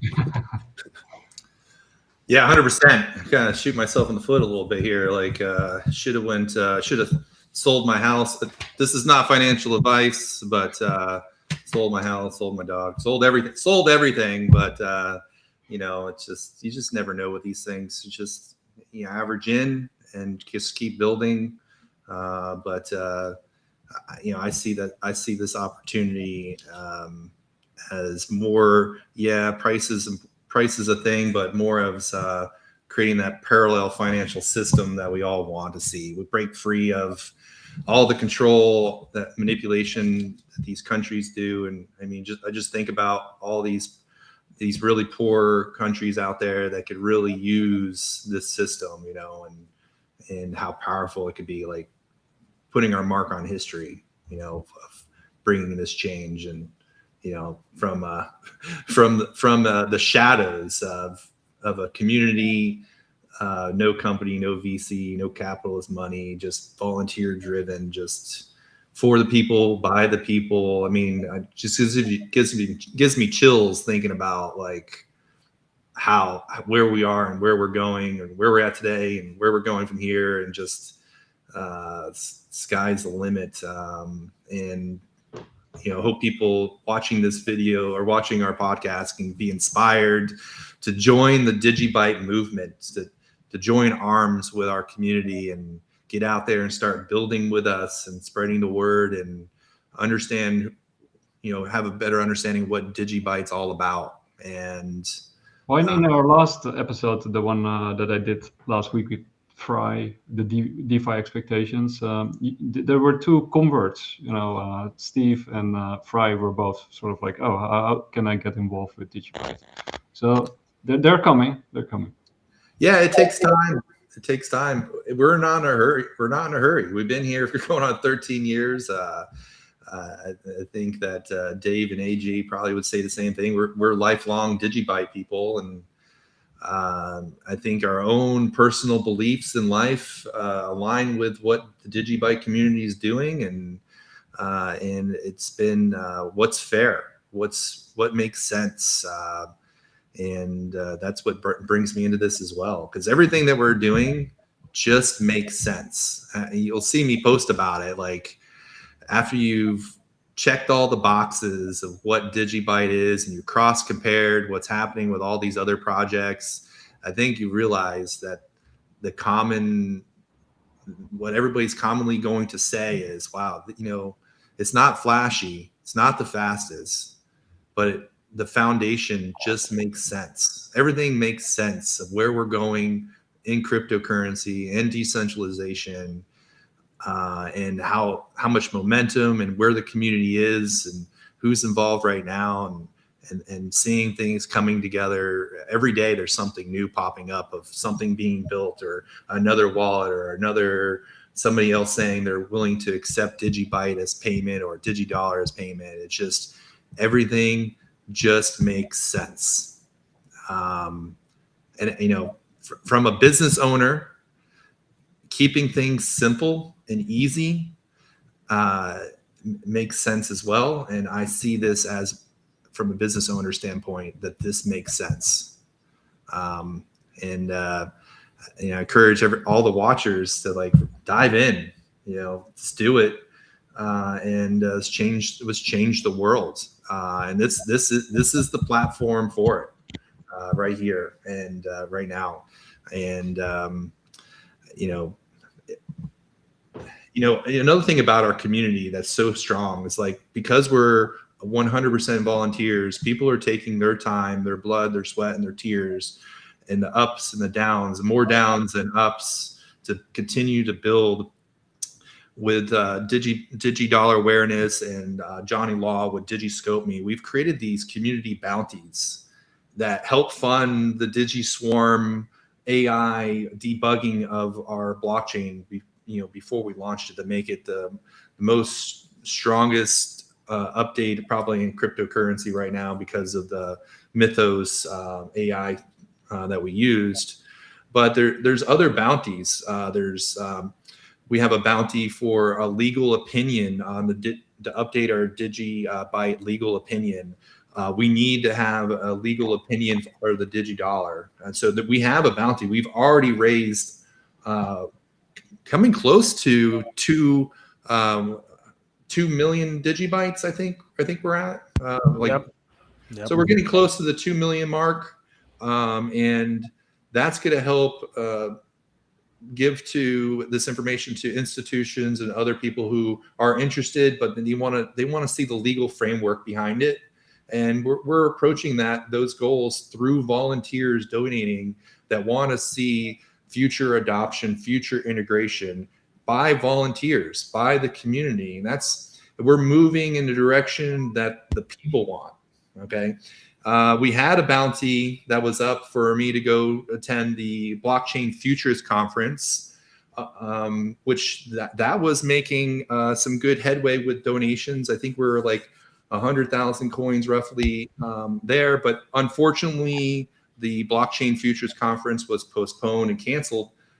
But what's great about the DigiScope Me site, our community hub, I call it, whenever we do a bounty and the bounty is not successful, all the coins that were donated to that bounty are automatically refunded right back to the wallet addresses that they received. And so This is the first time that mechanism has been done. So everybody who has donated to the Blockchain Futurist Conference bounty received all their money back today, instantly. Full transparency. That's how aligned our community is. You know, that's so powerful. I'd like to just chime in there too that Johnny was able to even refund someone from crypto.com. So someone that ended up donating from crypto.com got their funds back. I think it was yesterday when he did it. So, which is, again, something that it hasn't been heard of, you know, this mechanism only in DigiByte, also aligned with us being able to tip, right, Adam? Adam's one of those, probably the biggest tipper in DigiScope. And you're allowed to tip live through X or Telegram. And it's one of those things that it doesn't exist in any other ethos, only in DigiByte. And soon we'll be able to tip in DigiDollar, which will be amazing. I'm curious what that would be like, right? Because only we'll be able to see it on X or Telegram, but behind the scenes on chain, it's probably going to look insane because it's 9 zeros going back and forth.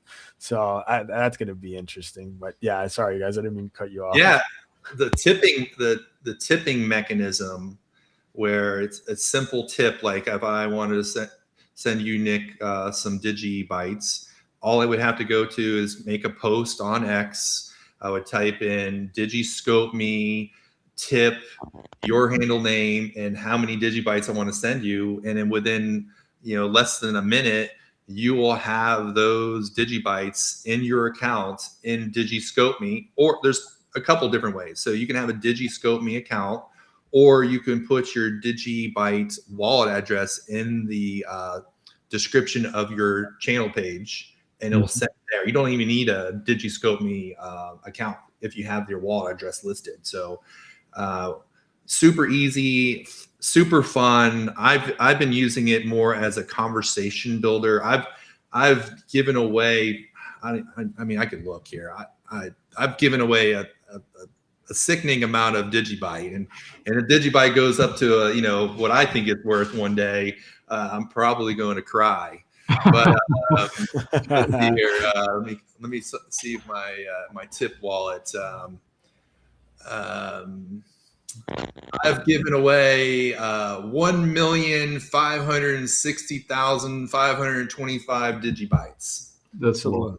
Okay. Just a little lump sum. Just a little bit. That's how I believe in it, and that's a substantial amount of my portfolio that I've given away, and because I believe in DigiByte, I believe in YC, I believe in who runs the DigiByte coin site, I believe in Jared, I believe in Johnny, I believe in AJ, I believe in Dave, and I believe in all the developers and every community member that's out there. That's how much belief I have, and it started off as, hey, let's have a conversation. Here's some DigiBytes for a cup of coffee on me, right? Yeah, what's a cup of coffee, and then I've done bigger tips. 500,000, 800,000, I think was the largest tip that I sent out.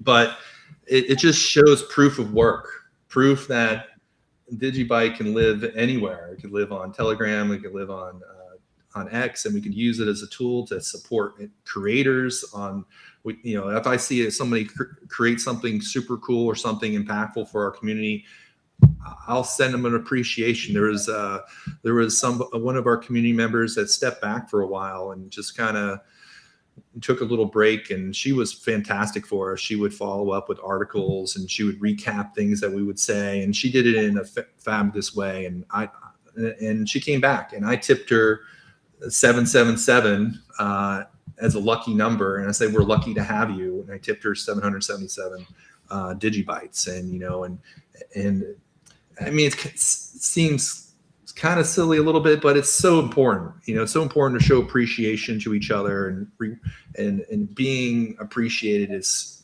doing all this stuff and not feeling appreciation is hard. So to everybody in the DigiByte community, I appreciate every single one of you, and I'll continue to tip. As the price goes up, maybe not as much as far as how many DigiBytes, but it'll still be me tipping. So that's a a call for everybody to join right now because the price is still low, so you get huge tips. Huge Yeah. tips coming, man. Well, you can also win DigiByte. I'm sorry, I didn't mean to interject here, but you can also win DigiByte on DigiScope. So it's not just, we're just everybody just give money away or just donate. You also have the DD Awareness bounty, which is a weekly bounty where you can win 5,000 DigiByte for just uploading your video, and it's fun. And also there's other learn protocols there where you can learn about the blockchain, educate yourself with DigiByte and how to self custody while also earning DigiByte. So there's DigiByte out there. If you take consideration an all-time high for DD Creators Bounty, you could win 5,000 DigiByte on a weekly basis. An all-time high that was close to $1,000. Send me those links, then I'll put them underneath the video later. Yes, I'll send you the links right now. Cool. It's also cool. Enigma. If you go to our Telegram community page with Enigma, if you start having good conversations with Enigma will give you a tip back and say, hey, that was a good comment, and automatically gives tips, I think up to like 3 DigiByte. So if you're asking Enigma questions about DigiByte, eventually she will give you a tip. Back to what AJ was talking about, the DD YouTube video bounties that we have. So if you're out there and you're into YouTube and you want to create a YouTube video about something important for DigiByte, like creating a DigiByte core wallets or how to mint DigiDollars, you could enter that in, and it's community voted, and you could win 5,000 DigiByte. So it's a substantial reward for doing it, and it also helped them learn more about DigiByte too. But it's just another, and the rewards to this is all community fundraise. I think there was a bounty, and they raised like 100,000 DigiBytes to go pay for these bounties. And then there's so much good things that our community's been doing. It's hard to remember them all. We've done so much so fast this year, one thing after another. But you had your finger up a minute ago, Dave. You got something? Yeah, I did want to respond because the question directed at each of us was, where do I see a flaw within DigiByte? And I can say that from being in crypto and analyzing and being fluent in well over 100 different ones, everything I've thrown at DigiByte, I've really yet to find a flaw in a protocol level. It sought to fix the vulnerabilities within Bitcoin, the few that do exist. And that was the reason why, some of us were kicked out of the forums back in 2011 and 2012, and why Jared created DigiByte in 2014. But to answer that question, it's not really a flaw, because we are so decentralized that there is no marketing department. These different things don't exist. So therefore, the community is the collateral. The community is the marketing. Every single one of us is the marketing department. And it's up to you to be active and start a YouTube channel, put stuff out there, get things out there on X, and exactly what you're doing here. So, but if I had to truly answer that question, one could say marketing has been an issue, but again, that's just a deep, dark hole that is a bottomless pit. You can throw infinite amounts of money into marketing and have zero as far as reward, no ROI whatsoever from marketing. So for me, it's more so word of mouth, going through it line by line against other projects, to the point on your XRP friends, with everything revolves around price. And, you know, to say that price is why it's not, it doesn't move because of price. I don't know what charts you're looking at, because I did pretty well. 2017 had a 280x, 2021 had a 51x. I don't know what this cycle is going to bring, but either way, it doesn't really matter to me. You know, I've already done well, but just based upon history, I would restudy those charts that people saying that, you know, price doesn't move. It does move, and it's cyclical. But again, the amount that crypto moves is dependent upon the market as a whole, based by or based under the trading pairs of others. So that's how price fluctuates. It's not that, you know, I'm still of the belief that one Bitcoin is one Bitcoin. One DigiByte is one DigiByte. What the value of that is, we really don't know. I mean, we really don't know what the value of any of these assets really are. And again, we're going to be the first to be mined out in the year 2035. Litecoin at the year 2140, Bitcoin 2150. It's like, don't really know where this is going to go, but the things that it provides, the tools that are involved, is its value. So the different things that you want to build and want to do are available on DigiByte. And you know, I guess I'll land it here in that what I would like to see in the future is more of a developer team, if you will, so that way when people have ideas that they want to have built, you want to do something for your business, if there is some sort of a way where they can interact with an AI to help in creating that business model for them, or that app that they want to build, some super app or whatever it may be, a trading bot or whatever. I would like to see more in that area, but that comes into more so the smart contract layer, which I don't hear anyone discuss of DigiByte. Is that, yes, it does have a smart contract layer built within it. There's just not enough development on that right now. And I totally get that, because we've been focused on doing this, doing that, doing this, doing that. And I get it. It's just going to happen in time. And once development gets to that smart contract layer, again, I think that Rosetta is going to be pivotal in advancing the smart contract layer in DigiByte, and then also within AI for micro transactions.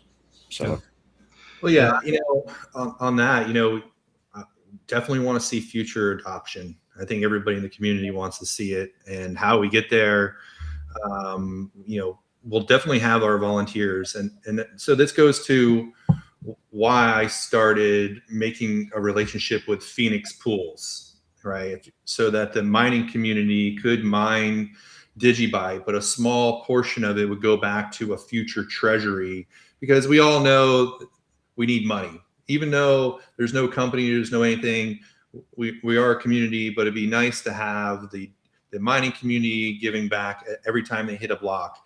And so the relationship that we established with Fenix pools is that it's a 5% fee off of every block that you find. 1% goes to Fenix pools for managing it. 4% goes back to the DigiScope treasury. And the whole purpose of the DigiScope treasury is just that. It's for future listings, future adoptions. I think some other things we came up with, but it's again, it will be full transparency, just like what happened with the bounty for the Blockchain Futures Conference. Everything will be voted on. Everything will be decided on by the community. So is there a DigiByte DAO or no? No. So that's so we've created a SHA-256 pool. We've created a Qubit pool. We just launched a script pool. So if anybody is out there mining and wants to hit blocks, what's 5%? It'll pay tenfold that 5%, because it's going to go into a treasury that's going to be managed by community leaders that are that are working the scenes as volunteers. Not a single DigiByte that will go to this treasury will go to anybody for profit, to pay for anything. Personal is strictly 100% for adoption, integration, liquidity, to get us to where we want to go. And, unfortunately, we need to have the more places that we can be, the better it is for people to find us. And then just snowballs from there. But so if anybody is listening is interested to get involved in mining on Phoenix pools, so I think it's phoenixpool.com, and you'll see it'll say community pool. It'll have a description. You just look under DigiByte. You'll see they're there. Pretty easy to find. But I have all my miners there right now, and I'm loving the transparency that our community is bringing, and the leaders that are stepping up and putting ourselves in front and center. Dave, AJ, myself, Johnny Law, Jared. We're really coming together as a community, and I'm loving it. So, I think I want to touch when you asked if we had a DAO. Well, we have the DigiDollar. So if the community raises or has a treasury out there, why would we use a DigiByte? We would just strategically lock. So it's also like just strengthening the future. That's the beauty of the DigiDollar for the community. That's one of the things that DigiDollar Awareness, when setting up the legal framework bounty, where we overestimated by a couple grand, just to take consideration the volatility of the market. But if we raise successfully execute the 10 million DigiByte or the 7 million DigiByte bounty, that leftover chunk that we'll have, it'll be up to the community whether we want to strategically lock, wait, and then allocate it to what makes sense. And that's something that no other community has when raising any type of bounty, right? We don't have to sell our native asset anymore. We could just wait for a price action, and whenever we feel comfortable enough to lock up, we'll lock up and then allocate a stable that we don't have to worry about any of that happening, right? And if we have a significant amount of treasury, we could do multiple types of locks. It doesn't have to be a one-time lock. It could be multiple strategic locks that will benefit the community. And it's almost like thinking of it this way: one last bounty for no longer to raise bounties, just to set the future up for a volunteer-driven, decentralized community. I had a question about because the last DigiByte will be mined in 2035, right?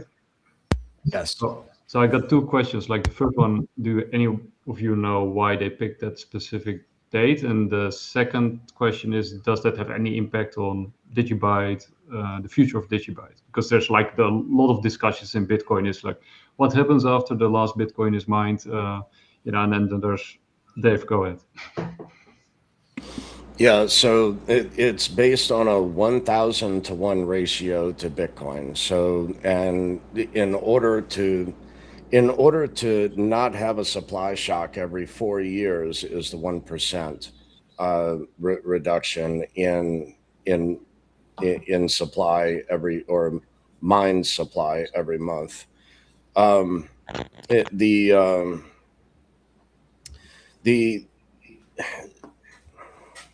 I'm sorry, I just that was the first bit as far as why it's going to be mined out in the year 2035. That's the main reason why, and why it was chosen. And the transactions, okay, that is a whole other ball of wax, but because with many, like with Bitcoin, for instance, Bitcoin will be mined out in the year 2140 or 2150. After then, they're going to continuously have to increase the cost of the transaction. The last increase that we had in the cost of the transaction on DigiByte was in 8.22, which was a little while ago, but it's minuscule. I mean, it's still 0.0001 DigiByte. It's minuscule. Now, granted, one could argue that same effect was the same thing that Ethereum had years ago, where it was 0.0003 to execute an Ethereum transaction. And as the value grew, so did the cost per transaction. One could argue that, but again, the issue for DigiByte, what it looks like after the year 2035, is that the cost of the transactions are what are going to pay the miners to continue to mine the DigiByte beyond 2035. If it is needed, yes, the transaction costs can go up, but I threw out a proposal to where DigiByte is a legacy coin, just like Bitcoin, just like Litecoin. It is a legacy coin. So the merge mining aspect of DigiByte is a lot more complex when it comes to merge mining with other proof of work coins. I mean, I thought of, the infinite supply of Doge with 10,000 Doge every minute, and the joke of Doge years ago was just basically a middle finger to the Federal Reserve. You want to create infinite supply of money. Well, we can do the same. That was the joke of Doge. So, but however, for the miners, to mine Doge is what is profitable. It's not profitable at all to mine Litecoin. You merge mine Doge and Litecoin to mine the Doge, and that's the revenue that the miner is earning. So my thought was to take a non-legacy coin like Doge and possibly merge mine that with DigiByte in order just to fund the transactions beyond the year 2035. So just as a thought to put out there, I know several Doge people that have said that, yes, it is possible, but I've yet to see a working product in that, or for testnet or whatever. But that is another thought, another theory in merge mining Scrypt with Doge, as far as, not on another legacy chain. I don't think you can combine the two legacy coins of, say merge mining DigiByte, Litecoin, and Doge. I don't think that that's possible. I think it's either or. But again, someone skilled and talented would be able to answer that question a lot more in detail. So, everything circles around the number 21 in cryptocurrency, right? 21 million Bitcoin, 21 billion digibytes. And the reason they picked 2035, it's 21 years from the time we created DigiByte. So that's why it's 2035, the number 21. It's it's an important number for all of us, and when I'm tipping people, I'll tip people 21, right? We all, it's like the Michael Jordan 23, it's 21 for, for Satoshi for creating Bitcoin, and they will always be the king, but everything evolves, and this is the evolution of cryptocurrency, what DigiByte teams created here. It's stable money. Crypto will never be money unless it's stable, and now we have the DigiDollar, and so it's sentimental. It's part of who we are, our culture. 21. So that would explain why we picked that date, 2035, 21 years after the creation of DigiByte. So that's pretty cool, right? Yeah. No, and then I have to say, there's like two reasons why I got, well, maybe multiple reasons why I got very involved, or at least, very enthusiastic about DigiByte.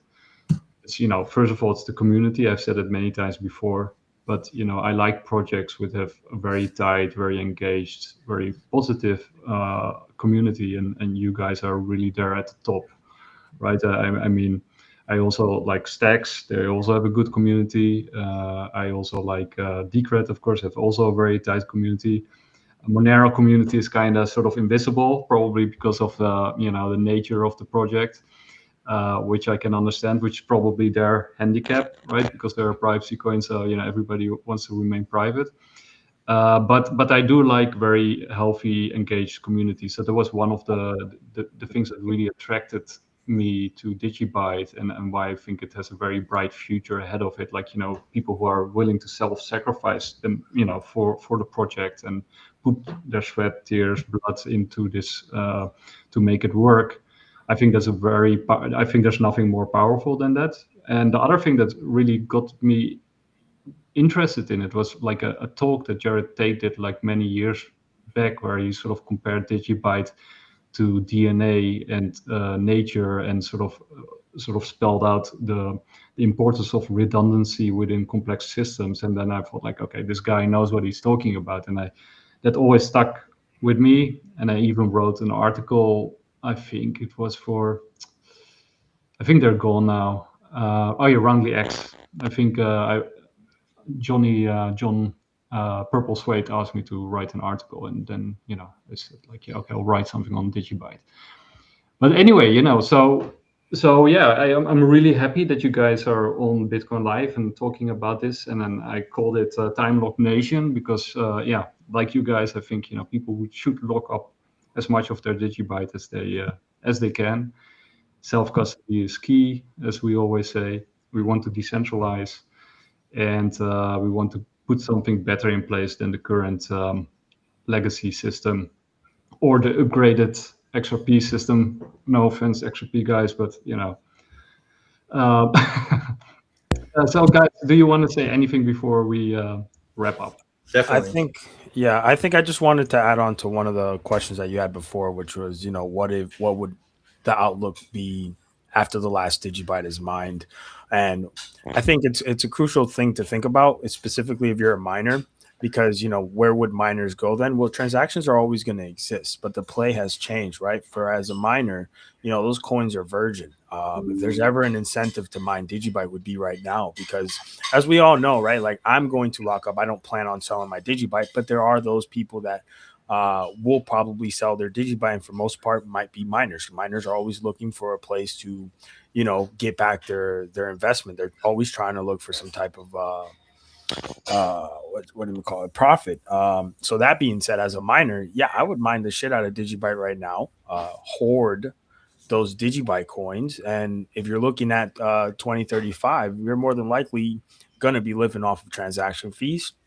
But then you also have the strategic locks there that allow you to maybe dump a little bit of DigiByte, lock up some of it, and then continue the cycle. And it wouldn't be a bad thing 10 years from now to offload a little DigiByte, because people are looking to unlock their strategic locks, which is why this 10-year time, like this global lock date, is crucial for the community also, right? If we execute this lock, we're looking at 10 years from now what DigiByte looks like. And you also kind of stall the supply shock by hoarding yourself, which what the miners will do, your bit of DigiByte.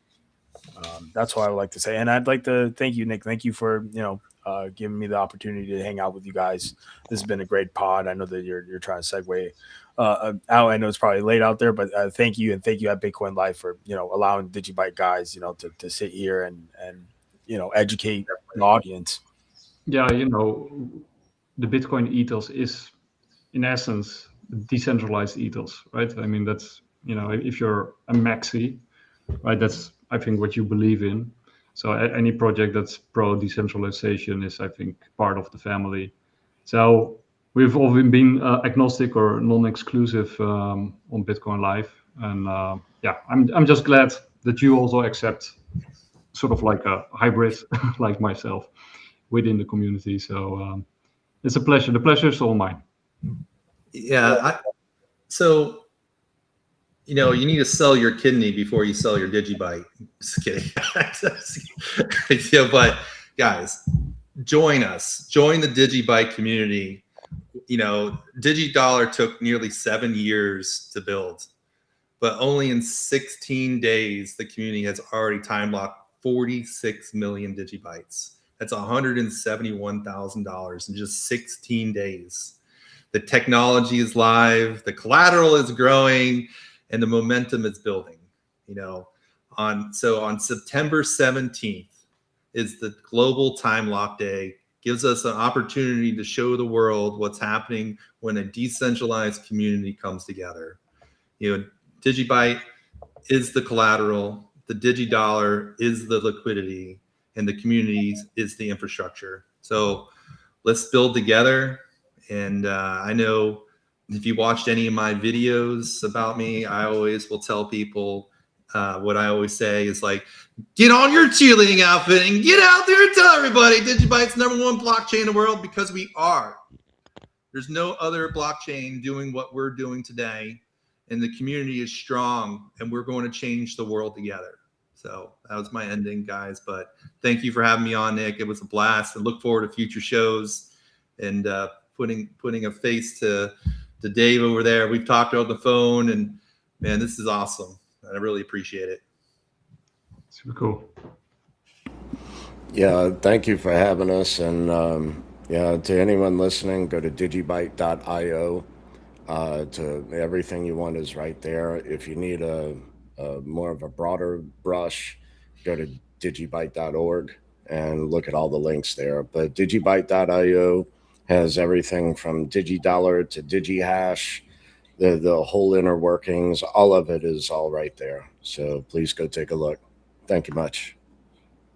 Yeah, and I'll link everything that we talked about underneath the video. So, and if you're going to YouTube and you check out the video, you know, give us a follow while you're there. It helps us a lot.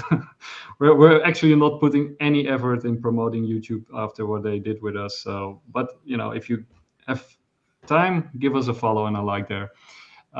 So guys, I gotta wrap up. I have another show coming up. I had a blast. Make DigiDollar great, and DigiByte as well. Thank you. Thank you, bro. Have a blessed day. Take care. See you guys.